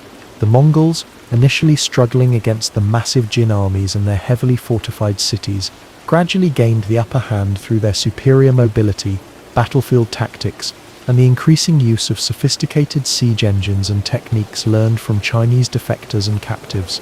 They overran much of northern China, culminating in the capture and sack of the Jin capital, Zhengdu near modern Beijing in 1215, a cataclysmic event that sent shockwaves across East Asia. The city burned for over a month. Vast amounts of plunder and countless artisans, engineers, scholars and administrators were brought back to Mongolia or incorporated into the Mongol war machine. The Jin emperor fled south, and the war continued, a grinding attritional conflict. It was during these campaigns in China that the Mongols truly mastered the art of siege warfare, a skill that would prove devastatingly effective in their future conquests across Eurasia. They learned to construct and deploy trebuchets, mangonels, battering rams, siege towers, and even to use gunpowder weapons like bombs and rockets, albeit in a still rudimentary form. They became adept at diverting rivers, undermining walls, and conducting relentless assaults. While the war against the Jin was still ongoing, a new and fateful conflict erupted in the west, one that would directly lead to the first major Mongol incursions towards Europe. This was the war against the Khwarezmian Empire. Initially, Genghis Khan had sought peaceful trade relations with this powerful Islamic state. In 1218 he dispatched a large trade caravan, accompanied by envoys, to the Khwarezmian frontier city of Otrar. However, Inalchuk, the governor of Otrar and an uncle of Shah Muhammad II, suspecting the caravan of espionage, perhaps not entirely without reason, given Mongol practices, foolishly arrested the merchants and seized their goods. Despite Genghis Khan's diplomatic protests and his demand for Inalchuk's extradition, the governor, with the Shah's tacit approval, had the merchants executed and even killed one of the Mongol ambassadors sent to resolve the crisis, a profound insult and a declaration of war by Mongol custom. The murder of his envoys enraged Genghis Khan. It was a casus belli he could not ignore, a challenge to his authority and the sanctity of diplomatic immunity. He reportedly ascended a mountain, bared his head, and prayed to Tengri for 3 days and nights, seeking guidance and strength for the vengeance he was about to unleash. Then, in 1219, postponing the final subjugation of the Jin, he mobilized his main forces, estimated at between 100,000 and 150,000 battle-hardened warriors and launched a devastating invasion of the Khwarezmian Empire. Shah Muhammad II, despite commanding a numerically superior army, perhaps numbering up to 400,000 men, made a series of fatal strategic errors. Instead of concentrating his forces to meet the Mongols in a decisive battle, he dispersed them in garrisons across his major cities, hoping to bog the invaders down in a series of sieges. This played directly into Mongol strengths. Genghis Khan, employing his characteristic multi-pronged strategy, divided his army into several columns, which advanced into Khwarezmian territory from different directions, creating confusion and preventing the Shah from effectively coordinating his defenses. The Mongols displayed breathtaking operational mobility, appearing unexpectedly before cities hundreds of miles apart, bypassing some fortifications to strike at more important targets, and always moving with a speed that seemed to defy logistics. The results were catastrophic for the Khwarezmian Empire. The city of Otrar, where the fatal incident had occurred, was besieged and captured after several months. In Elchuk, the unfortunate governor was reportedly executed by having molten silver poured into his eyes and ears, a grim poetic justice. One by one, the great cities of Transoxiana and Khorasan fell to the Mongol juggernaut. Bukhara, a renowned center of Islamic learning, was taken in 1220. Genghis Khan himself rode his horse into the city's main mosque, climbed the pulpit, and declared himself the scourge of God, sent to punish the Khwarezmians for their sins. The city was sacked, its population massacred or enslaved, its magnificent library burned. Samarkand, the glittering capital of the empire, with its formidable fortifications and large garrison, also fell after a short siege, its defenders betrayed or overwhelmed. The horrors inflicted upon these cities were meticulously recorded by contemporary chroniclers, both Muslim and Christian, who wrote of wholesale slaughter, rape, enslavement, and the systematic destruction of infrastructure. Merv, once one of the world's largest cities, was subjected to an appalling massacre, with some accounts claiming over 1 million deaths. Though such figures are likely exaggerated, they convey the sheer scale of the devastation. Nishapur suffered a similar fate, its destruction so complete that the site was reportedly ploughed over and sown with barley. The Mongol policy of terror was applied with chilling efficiency. Artisans, engineers, and skilled workers were often spared and deported to Mongolia or other parts of the empire to serve Mongol needs. The rest faced death or slavery. Shah Muhammad II, his army shattered, his empire crumbling around him, fled westward, pursued relentlessly by a Mongol detachment led by two of Genghis Khan's ablest generals, Jebnoyan, Yida Prince Ero, and Subutai Badakhshah. Dear valiant hero, the once mighty Shah died a broken man, of pleurisy, on a desolate island in the Caspian Sea, in late 1220 or early 1221.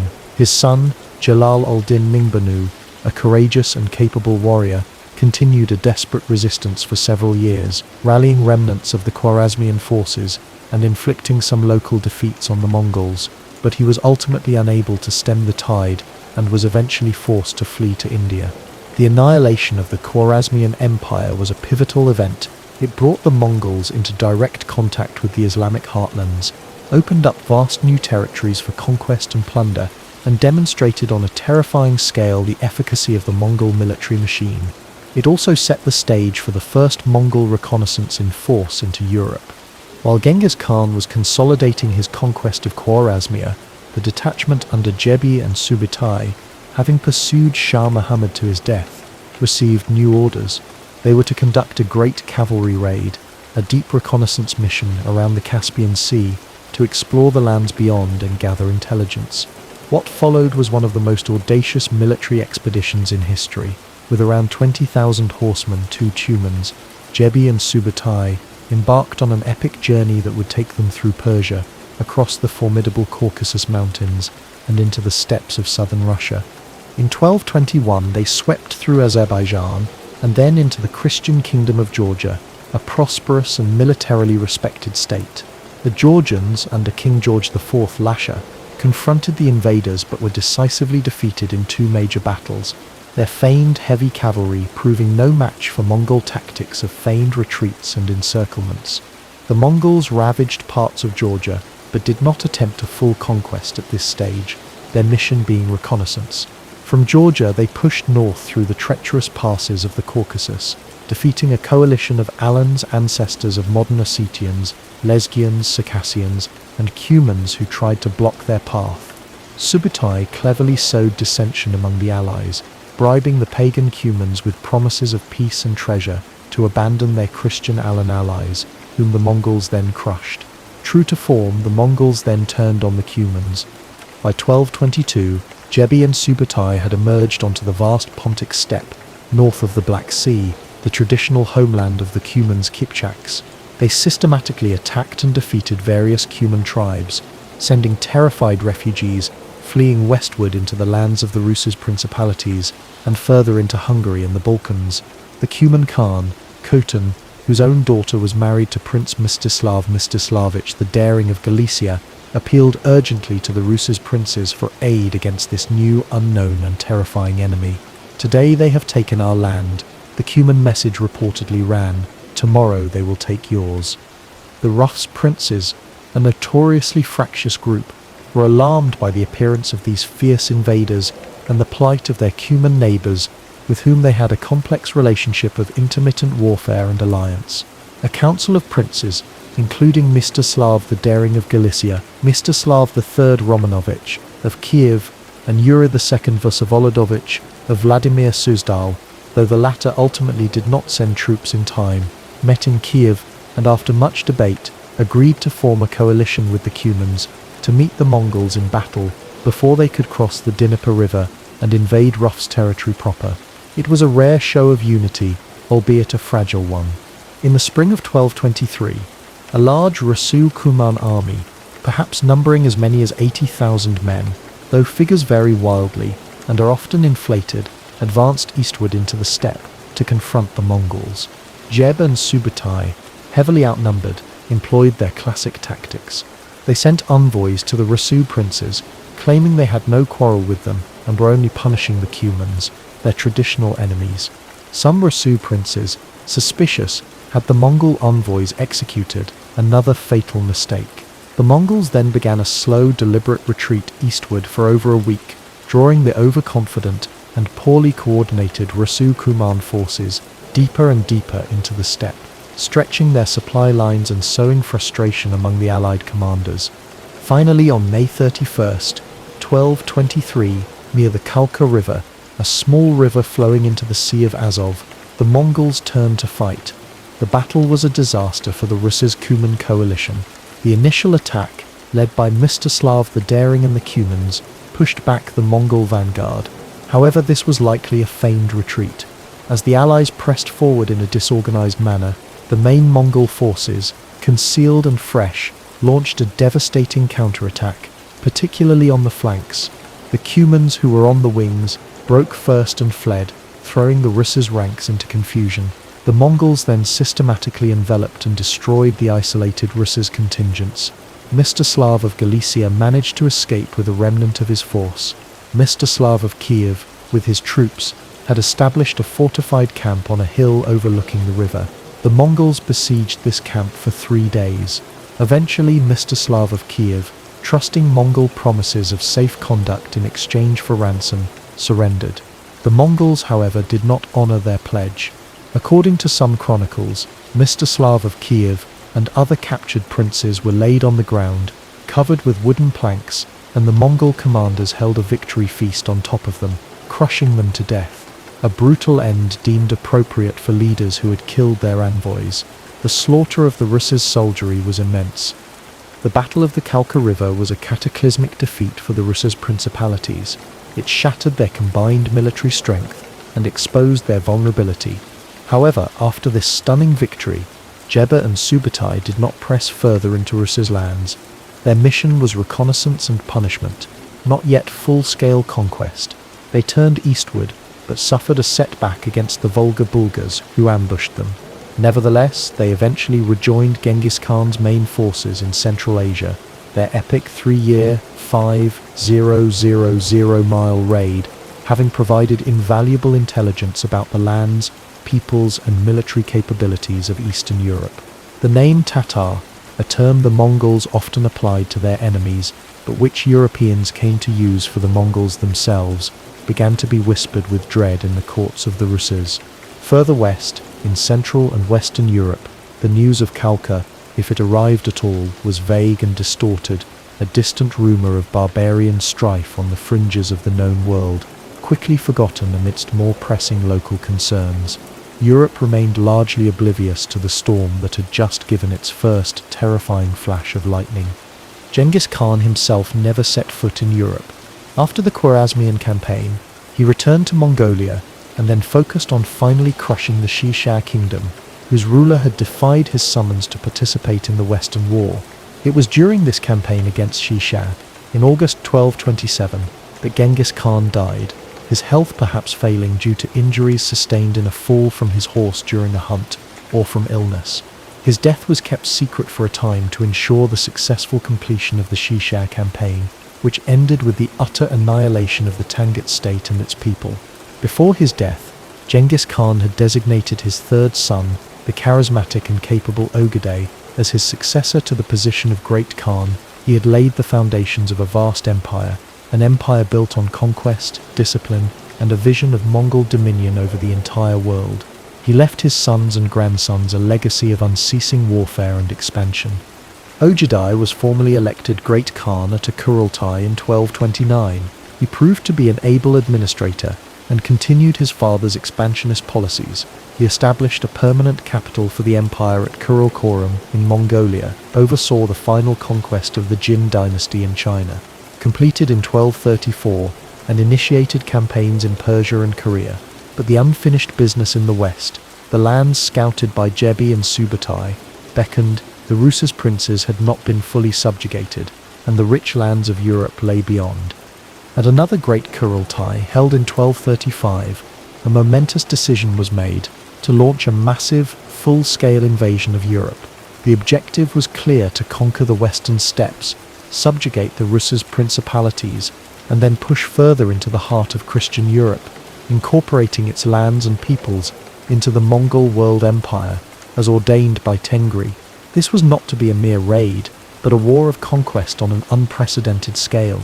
Command of this vast enterprise was given to Batu Khan, a son of Genghis Khan's eldest son Jochi, whose own legitimacy was sometimes questioned, leading to Jochi's line being passed over for the position of Great Khan, though they were granted the westernmost appanage.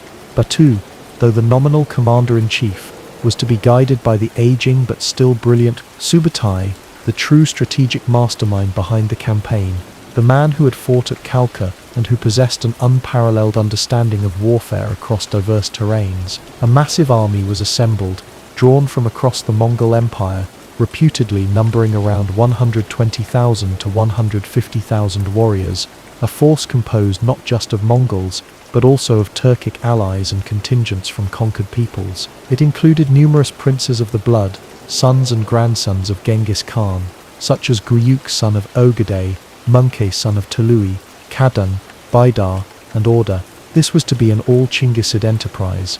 In the autumn of 1236, this immense host, more numerous than locusts, as one chronicler wrote, began its inexorable march westward.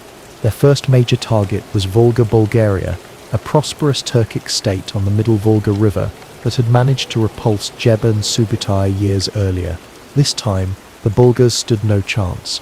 Their cities were stormed, their lands ravaged, their people slaughtered or enslaved. By late 1237, Volga Bulgaria had ceased to exist as an independent entity. The way to the Rus's principalities now lay open.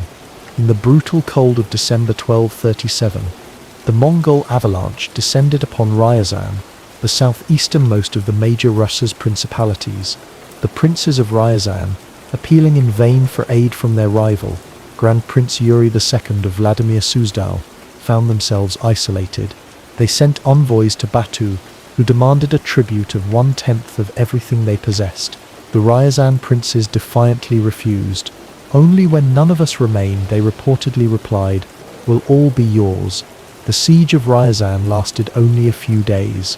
The Mongols, employing a vast array of siege engines, catapults hurling stones and flammable liquids, battering rams, scaling ladders, and overwhelming numbers, stormed the city on December 21st. What followed was a horror almost beyond description, meticulously recorded in Russ's chronicles, like the tale of the destruction of Ryazan. The city was utterly annihilated. Its prince, his family, and almost the entire population were massacred.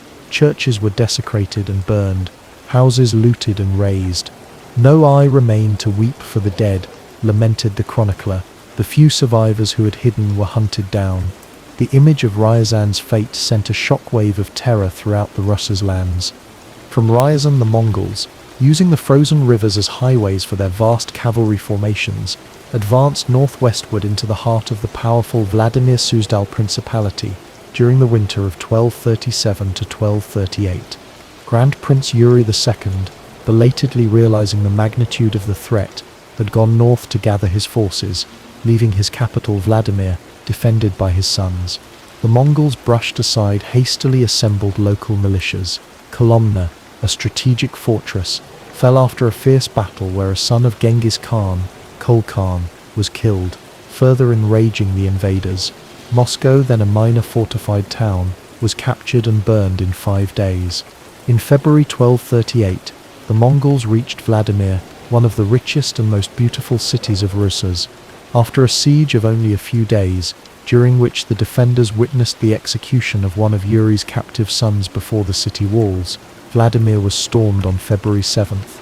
The Cathedral of the Assumption, where many members of the Grand Princely family and citizens had sought refuge, was set ablaze, and all within perished. Similar fates befell other cities of Suzdalia, Suzdal, Rostov, Yaroslavl, Tver. 14 cities in all were devastated in that single winter campaign. Grand Prince Yuri II, having finally assembled an army, met the Mongols on March 4th, 1238, at the Battle of the Sit River. It was another catastrophe for the Russes. Yuri's forces were surrounded and annihilated. The Grand Prince himself was killed, his head reputedly presented to Batu. With the defeat at the Sit River, the organized resistance in northeastern Russia collapsed. The Mongols, however, did not advance on the great merchant republic of Novgorod to the northwest. They turned south about 60 miles from the city, perhaps deterred by the approaching spring thaw which would turn the forested and marshy terrain into an impassable quagmire for their cavalry, or perhaps because Novgorod, while wealthy, was not considered a primary strategic military threat at that moment. They did, however, spend 7 weeks besieging the small town of Kozelsk, whose inhabitants offered such ferocious resistance that the Mongols nicknamed it the Evil Town, and upon finally capturing it, slaughtered every man, woman and child. After a period of rest and reorganization in the southern steppes during 1239, during which they subjugated remaining Cuman tribes and raided parts of southern Russia like Pereyaslav and Chernigov, Batu and Subutai prepared for their final assault on the remaining independent Russia centers, most notably Kiev. In the late autumn of 1240, the main Mongol army appeared before the ancient capital of Russia. Kiev, situated on high hills overlooking the Dnieper River, was a magnificent city, famed for its golden-domed churches, monasteries, and formidable fortifications. It was then under the control of Prince Daniel of Galicia, but defended by his Taisiatsky, Chiliarch, or military commander Dimitrol. The sight of the Mongol hosts surrounding the city was terrifying. A contemporary chronicler wrote that the creaking of their wagons, the bellowing of their camels and oxen, the neighing of their horses, and the wild shouts of the warriors were so loud that people within the city could not hear each other speak. The siege of Kiev began in earnest. The Mongols, under the personal direction of Subutai, concentrated their siege engines against the Lyadsky Gate, the weakest point in the city's defences. After days of relentless bombardment, the walls were breached on December 6, 1240. The Mongols poured into the city, and fierce street fighting erupted. The defenders retreated to the inner city, the citadel, and finally to the massive stone Church of the Tithes, Dzyatina Church, the oldest and one of the most sacred shrines in Russia. There, the last defenders, along with countless civilians seeking refuge, made their final stand. The church, its galleries overloaded with people, eventually collapsed under the weight and the Mongol assault, burying everyone within. Kiev was subjected to a thorough sack and massacre. The papal envoy Giovanni de Pian del Carpan, who passed through Kiev 6 years later, in 1246, on his way to the Mongol court, wrote that he saw innumerable skulls and bones of dead men lying on the plain. He found the city almost entirely deserted, with fewer than 200 houses remaining. The fall of Kiev was a devastating blow to the Russes, symbolically and materially. It marked the effective end of organized resistance and the full imposition of what would become known as the Tatar yoke, Mongol dominion over the Russes' lands for the next 2.5 centuries. The Golden Horde, Batu's Khanate, would rule these territories, demanding tribute and allegiance, profoundly shaping the course of Russian history, leading to political fragmentation, but also, paradoxically, to the eventual rise of Moscow as a new center of power under Mongol suzerainty. With the Russes' principalities shattered and subjugated, the path into Central Europe lay open. In the winter of 1240 to 1241, Subutai finalized his master plan for the invasion of the heartlands of Christendom. It was a breathtakingly ambitious and complex operation, involving the coordinated advance of multiple army corps across a vast front, aiming to prevent any single European power from concentrating its forces or aiding its neighbors. The main objectives were Poland and, particularly, Hungary, whose grassy plains were ideal for Mongol cavalry, and whose king, Bela IV, had given refuge to the Cumans, whom the Mongols considered their rebellious subjects. In early 1241, the Mongol invasion of Central Europe began. One major Mongol force, perhaps numbering around 20,000 Mongol 30,000 warriors, commanded by Bada and Kadan, sons of Chagatai and Ogadai respectively, and Orda Khan, Badu's elder brother, swept into Poland. They crossed the frozen Vistula River, sacked Sandomierz in February, and defeated a Polish army at the Battle of Komilnik in March. Cracow, the Polish capital, was abandoned by its inhabitants and burned by the Mongols on Palm Sunday. Another Polish force was defeated at Raciborz. The Mongol detachments fanned out, spreading terror and destruction, while their main column under Bada and Kadan pushed west into Silesia, then a duchy of the fragmented Kingdom of Poland, ruled by Duke Henry II the Pious. Henry, a brave and respected leader, desperately tried to assemble an army, appealing for aid from neighboring rulers, including King Wenceslaus I of Bohemia and the military orders. On April 9, 1241, near the Silesian town of Legnica, Liegnitz in German, Duke Henry's army confronted the Mongols. Henry's force, numbering perhaps 20,000 to 25,000, was a diverse coalition of Silesian and Greater Polish knights, infantry levies, miners from Goldberg, Bavarian crossbowmen, Moravian contingents, and a significant contingent of Knights Templar and possibly some Teutonic knights. Despite their courage, they were outmaneuvered and annihilated by the smaller but far more mobile and tactically sophisticated Mongol army. The Mongols employed their classic tactics. A feigned retreat by the vanguard drew the eager European knights forward, disrupting their formations. Then Mongol flanks closed in, showering the disorganized Christian ranks with arrows from all sides. Smoke, possibly from burning reeds, was used to further confuse the Europeans. The battle turned into a massacre. Duke Henry II the Pious was killed fighting, his head cut off and paraded on a spear. According to legend, the Mongols counted the dead by cutting off an ear from each fallen enemy, filling 9 large sacks. The Battle of Legnica sent a shockwave of terror across Germany and Bohemia. King Wenceslaus of Bohemia, who had been marching to Henry's aid but arrived too late, wisely retreated, shadowing the Mongols but avoiding a pitched battle. After Legnica, the Mongol force under Badar and Kadan turned south through Moravia, raiding and pillaging, before eventually rejoining Batu's main army in Hungary. Their Polish campaign had been a devastating success, neutralizing any threat from that quarter and preventing Polish aid from reaching Hungary. Simultaneously with the invasion of Poland, the main Mongol host, commanded by Batu and Subutai themselves, a force of perhaps 50,000 to 70,000 warriors, struck at the Kingdom of Hungary. King Bela IV of Hungary was more aware of the Mongol threat than most other European rulers. He had received warnings from fleeing Cumans and from the Pope. He had attempted to strengthen his kingdom's defences, build fortifications, and even granted asylum to Khan Khotan and around 40,000 Cuman refugees in 1239, hoping to use them as auxiliary troops. This decision, however, proved deeply unpopular with the Hungarian nobility, who distrusted the Cumans and resented the land grants given to them.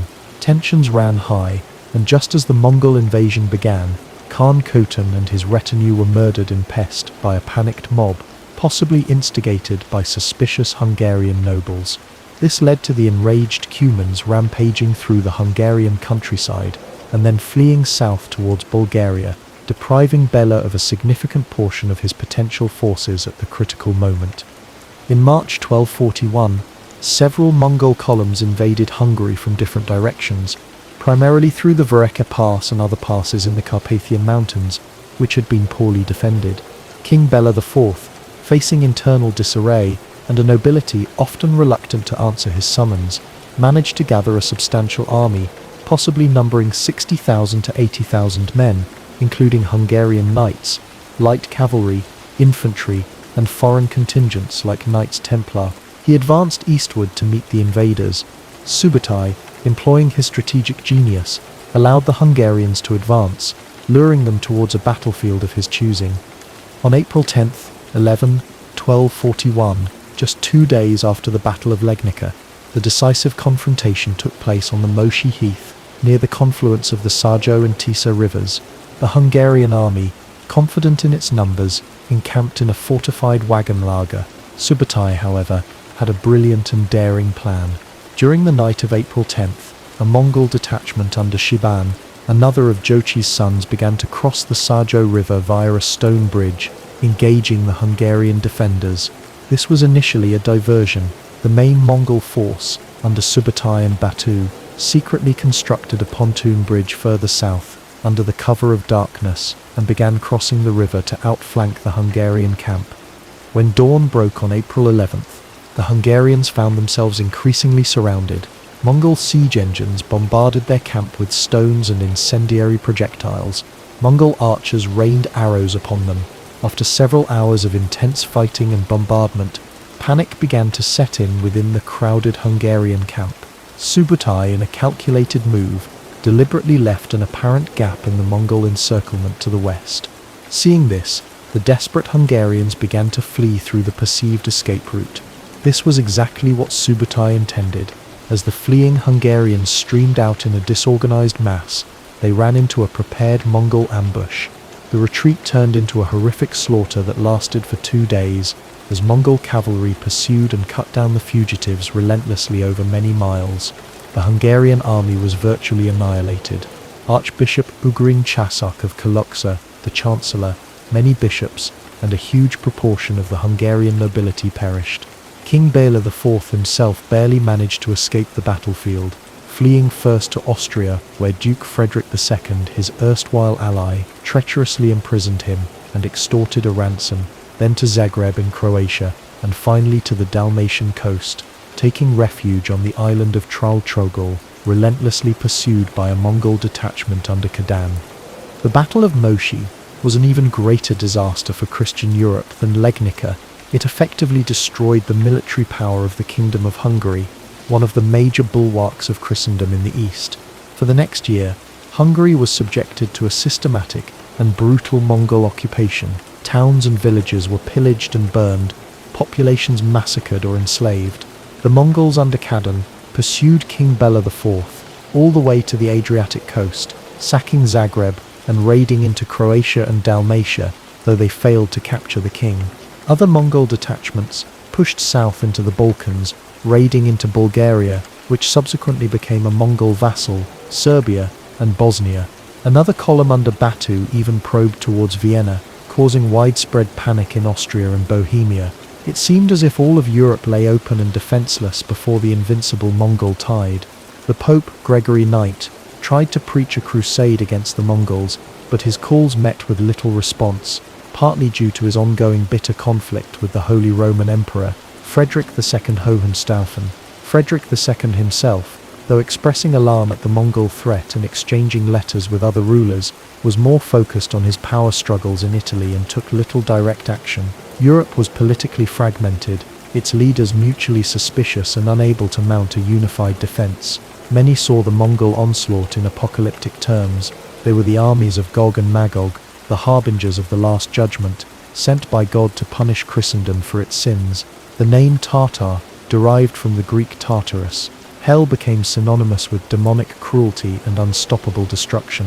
Chronicles of the time are filled with accounts of terror, despair and bewildered attempts to understand who these devil's horsemen were and where they had come from. Then, as suddenly as they had arrived, the Mongols began to withdraw from Central Europe in late 1241 and early 1242. The primary reason for this unexpected retreat was the death of the great Khan Ogedei in Karakoram in December 1241. News of his death, travelling slowly across the vast distances of the Mongol Empire, reached Batu and the other Mongol princes in Europe several months later. According to Mongol law and custom, all princes of the blood, the descendants of Genghis Khan, were required to return to Mongolia to participate in a Kurultai to elect a new great Khan. Batu, as a senior prince, had a vested interest in the succession struggle. Subutai, now aging, may also have felt that the primary objectives of the campaign, the securing of the western steppes and the punishment of Hungary, had been achieved. Other factors might have contributed to the decision. The Mongol forces, though victorious, had suffered casualties. Their supply lines were stretched.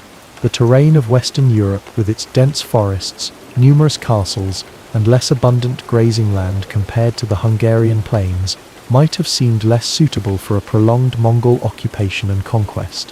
Whatever the precise combination of reasons, by the spring and summer of 1242, the main Mongol armies had pulled back from Hungary and Poland, retreating eastward across the Carpathians and back into the southern Rezes steppes. For the terrified peoples of Central Europe, the Mongol withdrawal seemed nothing short of a miracle, a divine intervention. King Bela IV returned to Hungary to find his kingdom utterly devastated, its population decimated by slaughter, famine and disease. Estimates suggest that Hungary may have lost between 15% to 50% of its population. Poland had also suffered grievously, though perhaps not on the same scale. The relief in Austria, Bohemia, and the German lands was immense. The immediate threat had passed, but the psychological scar, the memory of the Tatar scourge, would linger for generations. While Central Europe breathed a collective sigh of relief, Eastern Europe remained firmly under the Mongol grip. Batu Khan established his own Khanate, known as the Golden Horde or Kipchak Khanate, centered on the lower Volga River, with its capital at Sarai. From here, he and his successors would rule over the vast Pontic-Caspian steppes, the Crimea, and the subjugated Rus's principalities for over 2 centuries. The Rus's princes were forced to travel to Sarai, and sometimes even to Karakoram, to pay homage, receive their patents of office Yorlikay from the Khan, and deliver heavy tribute in furs, silver, and slaves. The Tatar yoke would profoundly influence the political, economic, and social development of Russia. It contributed to the decline of older centers like Kiev and the rise of new ones, most notably Moscow, whose princes proved adept at maneuvering within the Mongol system, eventually leading the resistance that would overthrow Mongol rule in the late 15th century. The Mongol invasions had a multifaceted and lasting impact on Europe. In Eastern Europe, the devastation was immense, leading to significant depopulation, economic disruption, and a long period of foreign domination that arguably retarded its development compared to Western Europe.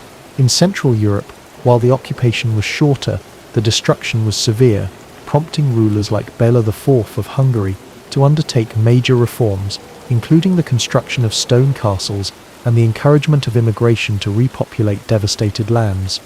Militarily, some European powers began to adapt, learning from Mongol tactics, placing greater emphasis on fortifications, missile weapons, and perhaps more mobile cavalry, though the feudal system of warfare remained dominant in the West for some time. Diplomatically, the Mongol threat spurred the papacy and some European monarchs to send envoys to the distant Mongol court, seeking information, alliances against Islamic powers, or even attempting to convert the Khans to Christianity. Missions like those of the Franciscans Giovanni da Pian del Carpin, sent by Pope Innocent IV in 1245, and William of Robruck, sent by King Louis the Ran of France in 1253, provided invaluable first-hand accounts of the Mongol Empire, its customs, its rulers, and the vast lands of Asia, significantly expanding Europe's geographical and ethnographical knowledge. These journeys, though arduous and dangerous, were facilitated by the Pax Mongolica, the period of relative peace and order imposed by Mongol rule across much of Eurasia, though Europe itself mostly experienced the violent edge of this phenomenon. This Mongol peace, ironically born of brutal conquest, secured trade routes like the Silk Road, allowing for increased east-west contact and the exchange of goods, technologies, and ideas. Famous travelers like Marco Polo would later traverse these routes. Unfortunately, these reopened channels of communication also facilitated the westward spread of deadly diseases, most notably the bacterium Yersinia pestis, which would contribute to the Black Death pandemic that devastated Europe a century after the first Mongol invasions. The transmission of technology was another consequence. Though often slow and indirect, gunpowder, invented in China, made its way westward, partly through Mongol agency, and would eventually revolutionize European warfare. Other Eastern innovations in metallurgy, navigation, and printing may also have been spurred or accelerated by the increased contact. In conclusion, the Mongol invasions of Europe in the 13th century were a cataclysmic series of events that redrew the political map of Eastern Europe, inflicted unimaginable suffering and destruction, and left an indelible mark on the collective consciousness of the continent. They were a brutal lesson in the interconnectedness of the world, demonstrating that events in the remote heart of Asia could have devastating consequences for the nascent kingdoms and towns of Europe. While the immediate wave of conquest receded from Central Europe, the shadow of the Golden Horde loomed over its eastern frontiers for centuries. The echoes of the steppe thunder, of the thundering hooves and terrifying war cries of Genghis Khan's heirs would resonate through European history, a stark reminder of a time when their world teetered on the brink of annihilation by a force of unprecedented power and ambition, a force born from the endless grasslands, forged in iron, and driven by a vision of universal empire under the eternal blue sky. The story of Europe's rise, which had seemed so promising, was irrevocably altered by this encounter with the riders from the east, adding a dark, complex, and ultimately transformative chapter to its unfolding narrative. The Mongol storm, having swept across Asia and crashed with such devastating force upon the eastern frontiers of Europe, eventually receded from its westernmost advances. The great Khan Ogedai's death had drawn the princes of the blood back to the heartlands of their empire, back to Karakoram, for the Kurultai that would choose a successor. Central Europe, though ravaged and deeply scarred, was spared the permanent subjugation that befell the Rusi's principalities. There, the Golden Horde, Batu Khan's vast dominion, settled upon the steppes, a brooding, powerful presence that would loom over Eastern Europe for centuries, demanding tribute and allegiance, forever altering the destiny of the Rusis. Yet, ironically, the very empire forged by Genghis Khan and his successors, an empire built on conquest and often unimaginable brutality, also ushered in a period known as the Pax Mongolica, the Mongol Peace.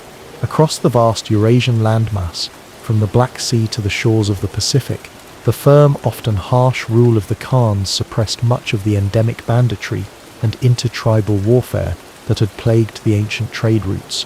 The Silk Road, that fabled network of arteries carrying not just precious silks, spices and porcelain, but also ideas, technologies and faiths, experienced a remarkable revival. Merchants, missionaries and adventurers, like the Venetian Polos, could, with Mongol permission and protection, traverse continents with a degree of safety previously unknown. It was an era of unprecedented transcontinental exchange, a knitting together of distant civilizations. Europe, recovering from the shock of the invasions, increasingly participated in this renewed commerce, its Italian maritime republics, particularly Genoa and Venice, establishing lucrative trading posts in the Black Sea and beyond, tapping into the rich flow of goods from the Orient. For roughly a century after the initial Mongol incursions into Poland and Hungary, Europe experienced a complex period. The memory of the Tatar fury lingered, a chilling legend. Yet, life continued. Populations in many areas had been growing, towns and cities swelled, and the hum of commerce intensified.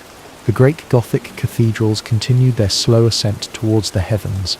Universities debated Aristotelian logic, and Christian theology. Knights still jousted, and kings still vied for power. The world, it seemed, while bearing the scars of past conflicts, was looking towards a future of continued, if sometimes turbulent, growth. The vibrant tapestry of urban life, with its guilds, markets, and newfound civic pride, continued to evolve, becoming richer and more complex. Maritime trade expanded, not only within the Mediterranean and the Baltic, but also along the Atlantic seaboard, creating ever more intricate networks of supply and demand. But this interconnectedness, this reopening of the ancient arteries of the world fostered by the Pax Mongolica, carried within it a hidden, terrible potential. The pathways that bore silk and silver, spices and knowledge, could also serve as conduits for something far more sinister, something that respected no border, spared no king, and feared no army. The Mongol armies had brought terror on horseback, their arrows swift, their sabres sharp, their destructive intent cruelly clear and visible. The next cataclysm to engulf Europe, and indeed much of the known world, would arrive not with the thunder of hooves or the war cries of invading hordes, but in the stealthy scurry of an unseen rat, in the almost imperceptible bite of a flea, in the choked cough and fevered breath of a dying man. It would spread unseen along the bustling trade lanes that were the very lifeblood of the burgeoning European economy, nestling in the cargo holds of merchant ships returning from the east, travelling in the bales of cloth, the sacks of grain, the purses of traders, and the devotional packs of unsuspecting pilgrims.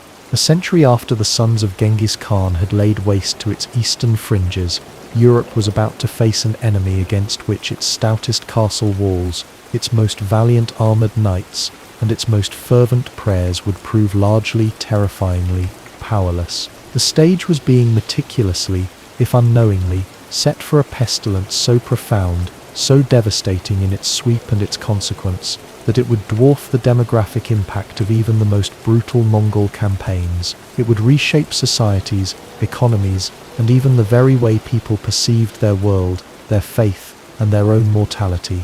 The Great Dying was approaching, a shadow falling over a world that was in many ways just beginning to fully awaken. The narrative of the Black Death begins. The world on the eve of this new calamity, in the early to mid-14th century, around the 1330s and early 1340s, was one of burgeoning complexity, vibrant activity, and perhaps underlying fragility. Across much of Europe, populations had been steadily growing for centuries, possibly since the turn of the first millennium. This demographic expansion had fueled the great land clearances, the felling of forests, the draining of marshes, and the establishment of new villages and farmsteads, as eager peasants and ambitious lords sought to bring ever more land under cultivation to feed the increasing number of mouths. Towns and cities, the dynamic centres of this medieval resurgence, were more numerous, larger, and more densely populated than at any time since the height of the Roman Empire. London, Paris, Florence, Venice, Ghent, Bruges, these and many other urban centres pulsed with life, their narrow, winding streets thronged with artisans, merchants, labourers, scholars, and clerics. Great trading networks, like those plied with remarkable skill and daring by the Italian maritime republics of Venice, Genoa, and Pisa in the Mediterranean and Black Seas, and by the powerful Hanseatic League in the North and Baltic Seas, linked the continent in an ever more intricate web of commerce. These networks brought English wool to Flemish looms, French wines to English tables, Scandinavian fish and Baltic grain to Western Europe, and from the distant, almost mythical East, via Italian intermediaries, came the coveted luxuries, spices like pepper, cloves, and nutmeg, silks from China, cottons from India, precious stones, and exotic dyes. Life for many was characterized by the familiar rhythms of the agricultural seasons, the clamor and opportunity of urban markets, and the overarching spiritual and social framework of a deeply pervasively religious Christian society. Yet, this period of growth, often referred to as the High Middle Ages, was not without its inherent strains and vulnerabilities. Some historians argue that by the early 14th century, Europe's population may have been pressing hard against the Malthusian ceiling, the ultimate capacity of its existing agricultural technology and available land resources to provide adequate sustenance for everyone. The margin between sufficiency and scarcity was often thin. This was starkly demonstrated by a series of widespread famines that struck parts of Europe in the preceding decades, most notably the Great Famine of 1315 to 1317, which afflicted much of northern Europe, causing immense suffering, widespread starvation, and a rise in epidemic diseases among a weakened populace.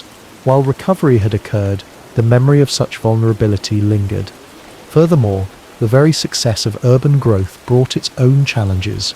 Medieval cities, for all their dynamism, were often crowded, unsanitary places. Streets were frequently unpaved, filled with mud, animal dung, and household refuse thrown from windows. Public sanitation was rudimentary at best. Open sewers or gutters running down the center of streets were common. Clean water sources were often contaminated. People lived in close, often cramped, proximity, with multiple families sometimes sharing small dwellings, and animals such as pigs, chickens, and rats were ubiquitous even within city walls.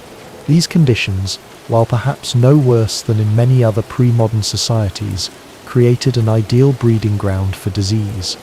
Prevailing medical understanding offered little defense against what was to come. European medicine was largely based on the ancient Greek humoral theory, posited by Hippocrates and later expanded by Galen. This theory held that the human body contained 4 essential fluids or humours: blood, phlegm, yellow bile, and black bile, and that health depended on their perfect balance. Illness was believed to result from an imbalance of these humours, and treatments such as bloodletting, purging, and emetics aimed to restore this balance. While physicians were often learned individuals, respected within their communities, their diagnostic tools were limited, and their therapeutic interventions were largely ineffective against serious infectious diseases. Another prevalent theory was the miasma theory, which attributed disease to bad air or noxious vapours emanating from decaying organic matter, swamps, or even from certain celestial conjunctions. While this theory did inadvertently encourage some measures like cleaning streets or burning aromatic substances to purify the air, it failed to grasp the true nature of contagion. The concept of disease being spread by invisible living organisms was alien to their understanding. The distant origins of the pestilence that would earn the grim epithet Black Death lay far from Europe, deep within the heart of Asia. The bacterium responsible, Yersinia pestis, is believed to have been enzootic for centuries, perhaps millennia, among populations of wild rodents, particularly marmots and gerbils, in the arid plains, deserts and high plateaus of Central Asia, regions like modern-day Kyrgyzstan, western China, or even the Himalayan foothills. In these natural reservoirs, the bacterium could persist, causing occasional epizootics, epidemics among animals, among the rodent hosts. The fleas that infested these rodents, particularly the rat flea Xenopsilla chiopus, served as the primary vectors, transmitting the bacteria from one host to another. As long as the disease remained confined to these relatively isolated wild rodent populations, it posed little threat to human civilizations. However, ecological shifts, changes in rodent populations, or increased human encroachment into these areas could lead to the bacterium spilling over into populations of rodents that lived in closer proximity to humans, most notably the black rat Rattus rattus, a species that thrived in human settlements, infesting houses, granaries, and crucially, ships. The Pax Mongolica, as we have seen, while fostering trade, also inadvertently created the conditions for this ancient scourge to escape its remote reservoirs and embark on a journey of global consequence.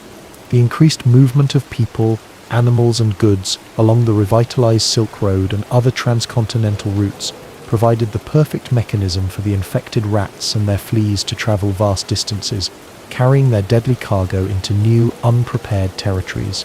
There is evidence of plague outbreaks occurring in China and Central Asia in the 1330s and early 1340s, preceding its arrival in Europe.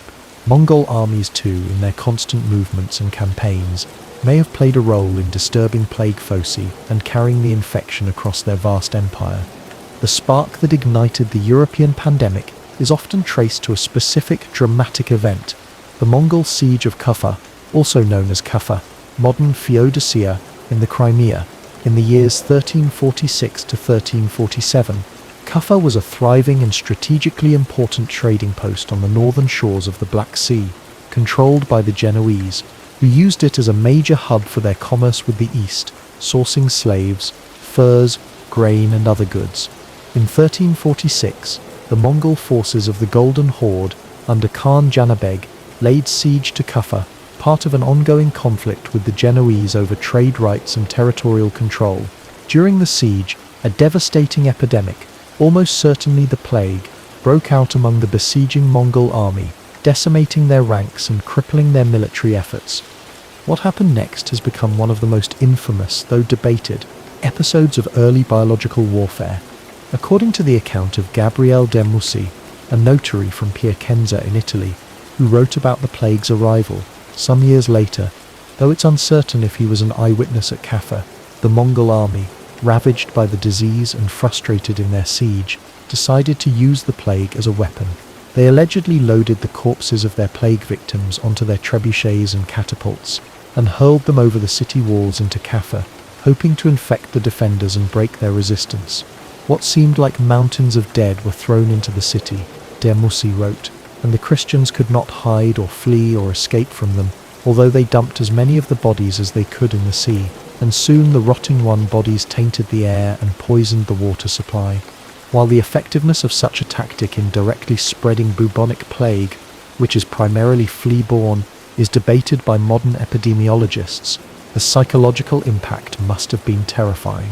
More critically, it is highly probable that plague-infected rats and fleas were already present within Caffa, or entered with the general chaos and movement of people and goods associated with a major trading port under siege.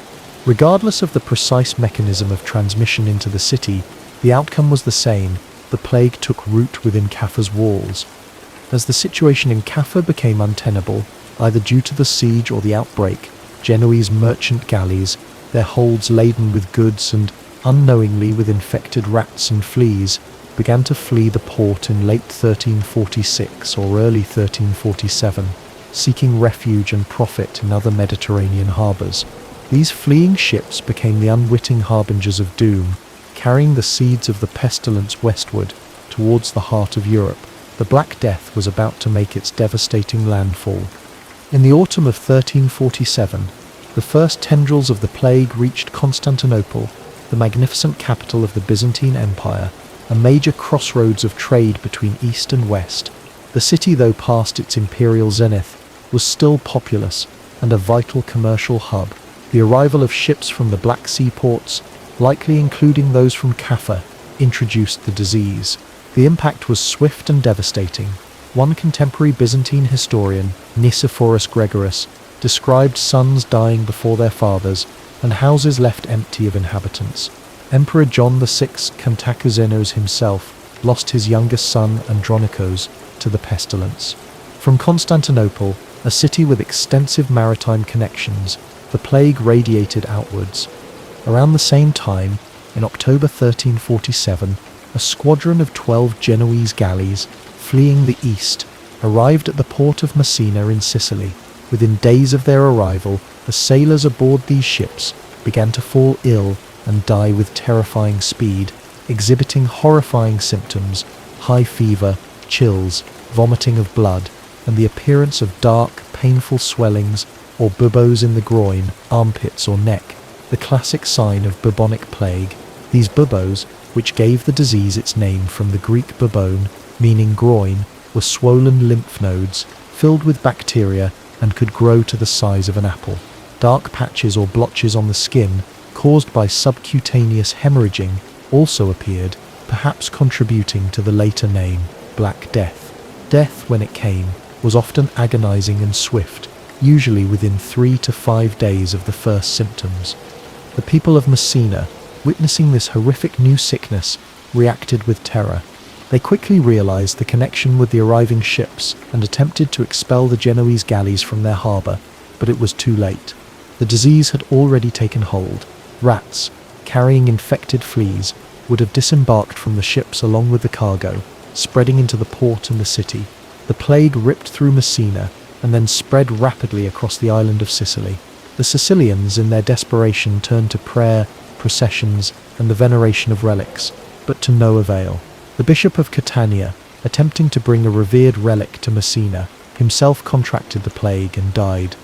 From Sicily, the plague-bearing ships, and the general panic and flight of people, carried the contagion to other major Mediterranean ports. Genoa itself, the home city of many of the fleeing galleys, was struck by early 1348. Venice, its great maritime rival, and another bustling hub of international trade, suffered a similar fate. Marseille, a key port in southern France, also saw the plague arrive via ships in late 1347 or early 1348. These great port cities, the gateways of European commerce, became the primary beachheads for the invasion of this invisible enemy. By the early months of 1348, the Italian peninsula was engulfed. Florence, one of the wealthiest, most populous and culturally vibrant cities in Europe, was devastated. Our most vivid contemporary account of the plague's impact comes from the Florentine writer Giovanni Boccaccio, who described the unfolding horror in the introduction to his masterpiece, the Decameron. Boccaccio wrote of the disease's terrifying speed.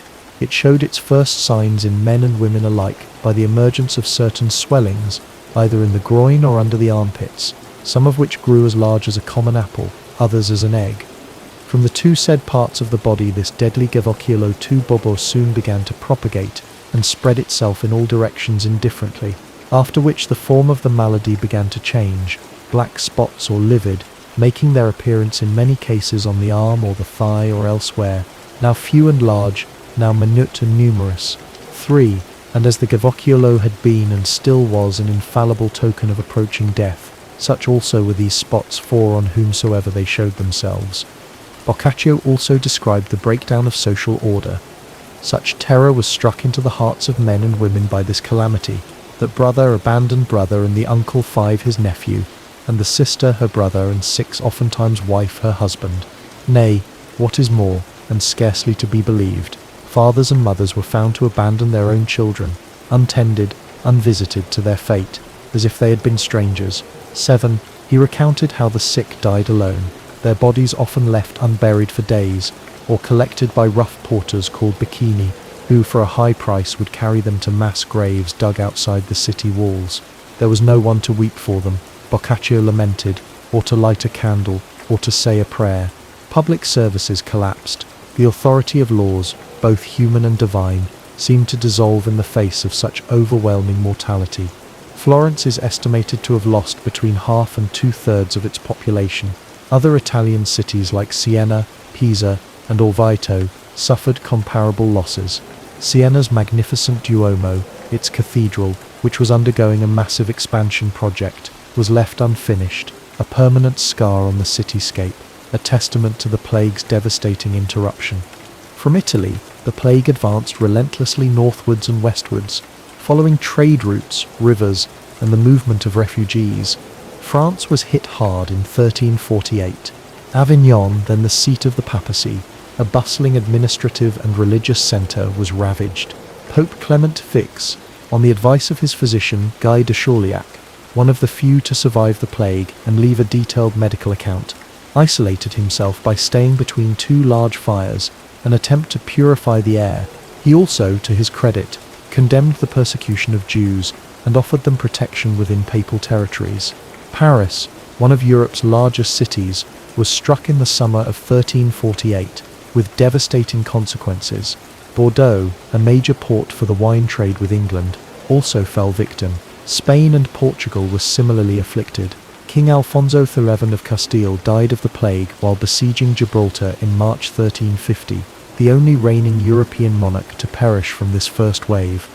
In the summer of 1348, the Black Death crossed the English Channel. According to most accounts, it arrived in June at Melcombe Regis, modern Weymouth in Dorset, possibly via a ship from Gascony. From there it spread rapidly through the southwestern counties of England, Dorset, Devon, Somerset, and Wiltshire, and then moved inexorably north and east. Bristol, then England's second largest port, was severely hit. By autumn it had reached London, a crowded city of perhaps 70,000 people. The impact on London was horrific. Cemeteries quickly overflowed, and new plague pits, like the one at East Smithfield, had to be consecrated to bury the thousands of dead. Parliament was prorogued. King Edward III and his court retreated to the countryside, though this offered little guarantee of safety. The plague swept through villages and monasteries, as well as towns. By 1349, it had engulfed most of England, Wales and Ireland. In Ireland, the Franciscan friar John Glynn of Kilkenny, chronicling the devastation, wrote with poignant despair, "So that I, Friar John Glynn, of the Order of Friars Minor, and of the Convent of Kilkenny, wrote in this book those notable things which happened in my time, which I saw with my own eyes, or which I learned from persons worthy of credit. And lest things worthy of remembrance should perish with time, and fall away from the memory of those who are to come after us, I, seeing these many evils, and the whole world lying, as it were, in the grasp of the evil one, waiting for death to visit me, have put into writing all the things that I have heard and examined, and lest the writing should perish with the writer, and the work fail together with the workman, I leave parchment for continuing the work, if haply any man survive, and any of the race of Adam escape this pestilence, and continue the work which I have 11 begun." Glynn himself is believed to have perished from the plague, his chronicle ending abruptly. Scotland, initially spared, perhaps due to its relative isolation and a temporary closure of the border by the English, saw the plague arrive in late 1349 or early 1350, possibly when Scottish raiders attacking northern England brought the infection back with them. It then spread through the Scottish lowlands. The plague continued its relentless march across northern Europe. Germany and the Low Countries were severely affected in 1349 and 1350. Hanseatic trading ships carried the pestilence to the port cities of the Baltic. Bergen in Norway was reached in 1349, reputedly by an English wool ship whose entire crew had died, the ghost ship drifting into the harbour, carrying its deadly cargo. From Bergen it spread through Norway, then to Sweden and Denmark. Iceland and Finland, due to their extreme isolation, were among the few areas in Europe to escape this first devastating wave. Finally, by 1351 to 1353, the plague reached Russia, primarily from the Hanseatic trading posts in the north, like Pskov and Novgorod, and perhaps also from the Golden Horde territories in the south, completing its grim circuit of the European continent. The city of Pskov was so badly hit that, according to Russian chronicles, the living were not sufficient to bury the dead. The sheer scale and speed of the mortality were almost unimaginable. Within roughly 5 years, from 1347 to 1351 or 1352, the Black Death swept away an estimated 25 million to 50 million people in Europe, representing anywhere from 30% to 60% of the continent's total population. Some regions and communities suffered even higher losses, with mortality rates reaching 70 to 80% or more. No one was safe. Rich and poor, young and old, clergy and laity, city dwellers and rural folk, all fell victim, though the crowded, less sanitary urban areas often suffered most intensely. It was a demographic catastrophe of unparalleled proportions, far exceeding the losses from any war or famine previously experienced. The human response to this overwhelming tide of death was a complex mixture of terror, despair, piety, hedonism, blame, and in some cases, remarkable courage. As Boccaccio described, the bonds of society frayed and, in many places, snapped. Fear of contagion, which, though its mechanism was not understood, was clearly recognized, led to the abandonment of the sick, even by their closest family members. This scourge had implanted so great a terror in the hearts of men and women, Boccaccio wrote, that husbands and wives, brothers and sisters, uncles and nephews, and even fathers and mothers refused to attend upon their own sick children as if they had not been theirs. Doctors and priests, who by their calling were required to tend to the sick and dying, often fled themselves or perished in vast numbers due to their exposure. Notaries died before they could record the last wills and testaments of the dying. Farmers died in the fields, leaving crops unharvested. Artisans died at their benches, their workshops falling silent. The sheer volume of corpses overwhelmed traditional burial practices. Cemeteries filled up, and large communal plague pits had to be dug, where bodies were piled up in layers, like lasagna, as one chronicler grimly put it, with little ceremony. In the face of such inexplicable and overwhelming suffering, people sought explanations and remedies, mostly in vain. Physicians, relying on humoral theory, prescribed treatments such as bloodletting, which often weakened patients further, lancing the buboes a painful and usually futile procedure, and administering various herbal concoctions or theriac's complex medicinal compounds. They advised people to avoid corrupt air by fleeing infected areas, which of course often helped spread the disease by carrying sweet-smelling flowers or pomanders, or by burning aromatic woods like juniper and rosemary in their homes and in public bonfires. Pope Clement VI sat between two large fires in his chambers at Avignon, an attempt to ward off the miasma. Some physicians wore elaborate bird-like masks with long beaks filled with aromatic herbs, hoping to filter out the pestilential air, a haunting image that has become iconic of the plague era. Religious interpretations predominated. For many, the plague was a clear sign of God's wrath, a divine punishment for the sins of mankind, pride, avarice, lechery, blasphemy, and general moral decay. This spurred waves of intense piety. People flocked to churches, made desperate confessions, endowed chapels, and participated in mass religious processions, begging for divine mercy. The Virgin Mary and plague saints like Saint Roch, who had supposedly recovered from the plague, and Saint Sebastian martyred by arrows, whose wounds resembled buboes, were fervently invoked. Yet when prayers and processions failed to halt the relentless march of death, and when clergy themselves died in droves, faith was sometimes shaken, or at least profoundly troubled.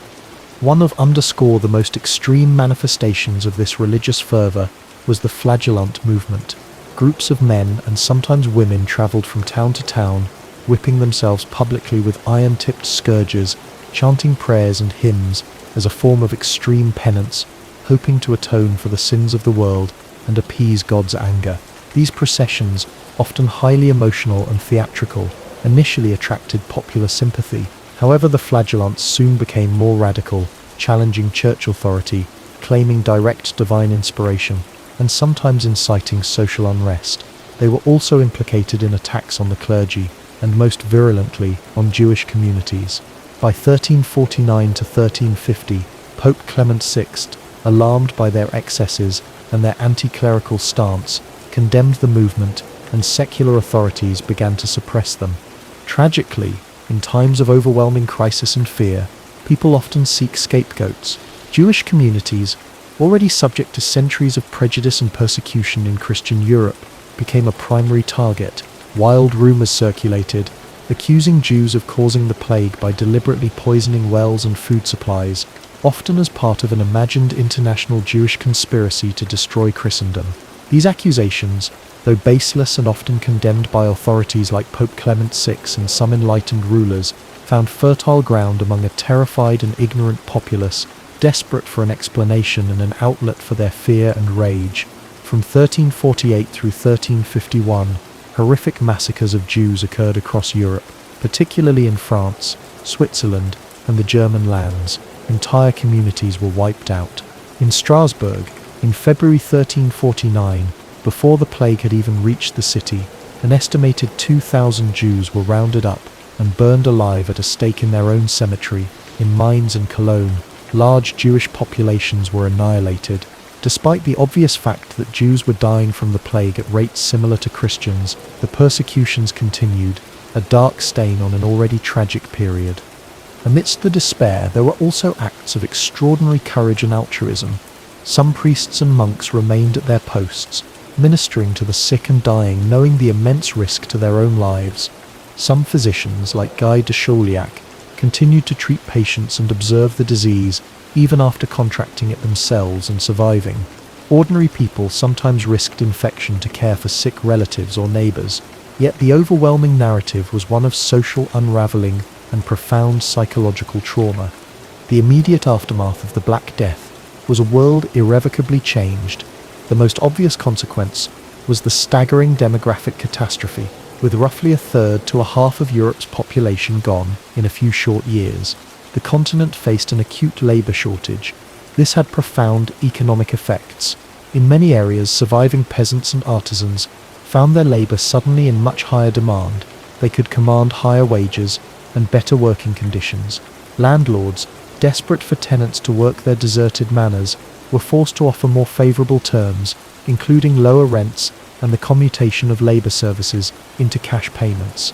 This accelerated the decline of serfdom in Western Europe, a process that had already begun and contributed to a shift in the balance of power between lords and peasants. The traditional feudal order, based on land and bound labour, was significantly weakened. There were also shifts in agriculture.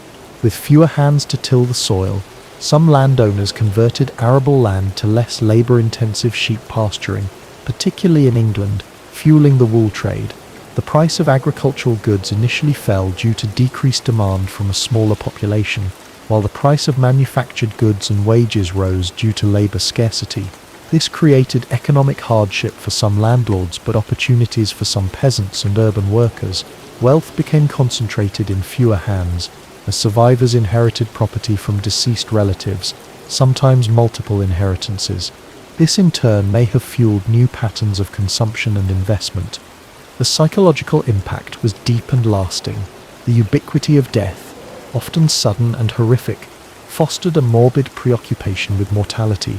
This was reflected in the art and literature of the period, with the emergence of themes like the danse macabre, dance of death, which depicted people from all walks of life: popes, emperors, knights, merchants, peasants, children, being led away by skeletons or personified death, emphasizing death's impartiality. Funerary monuments became more elaborate, sometimes featuring gruesome transy tombs with effigies of decaying corpses. There was a sense of a world turned upside down, a loss of certainty in old institutions. The church, while remaining central to people's lives, had seen its authority and prestige questioned by its inability to explain or halt the plague, and by the high mortality among its own clergy. Medical practitioners, too, had been shown to be largely powerless. The Black Death did not simply vanish after 1351. It became endemic, returning in recurrent waves every few years or decades for centuries, though usually with less universal devastation than the initial onslaught. Major outbreaks occurred in the 1360s, often called the Children's Plague, as it disproportionately affected those born after the first wave, the 1370s, and throughout the 15th, 16th and 17th centuries. The Great Plague of London in 1665 to 1666 was one such later echo. Each recurrence brought renewed fear and disruption, though societies gradually developed more effective public health measures, such as quarantine laws. The word quarantine itself derives from the Venetian practice of holding ships for quarantigiorni, or 40 days, before allowing them to dock, pest houses for isolating the sick, and improved sanitation, though these were slow to evolve and inconsistently applied. In the longer term, the Black Death acted as a powerful, if brutal, catalyst for change.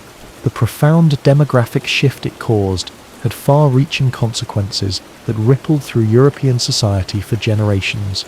Some historians argue that the labour shortages and rising wages spurred innovation in labour-saving technologies. The questioning of old certainties and the focus on human experience and suffering may have contributed to the intellectual and cultural ferment that characterized the later Middle Ages and the dawn of the Renaissance. The growth of vernacular literature, as exemplified by Boccaccio's Decameron, written in Italian Tuscan dialect, and Chaucer's Canterbury Tales Middle English, catered to a wider audience beyond the Latin-educated elite. In the religious sphere, while the plague led to intense piety for many, it also fostered new spiritual movements, some mystical, others critical of the established church hierarchy, contributing to the currents that would eventually lead to the Reformation. Universities and medical schools, confronted with the manifest failure of existing medical theory, began, albeit very slowly, to incorporate more empirical observation and anatomical study into their curricula. The Black Death was, without doubt, a pivotal turning point in European, and indeed world, history. It was an invisible enemy that wrought destruction on a scale that even the conquering armies of the Mongols could not match in terms of sheer loss of life across such a broad swathe of the continent. The Mongol threat had been a visible martial force, clashing with armies and besieging cities in a recognizable, if terrifying, form of conflict.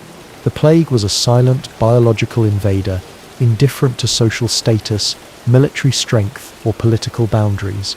Both, in their own devastating ways, profoundly reshaped the medieval world.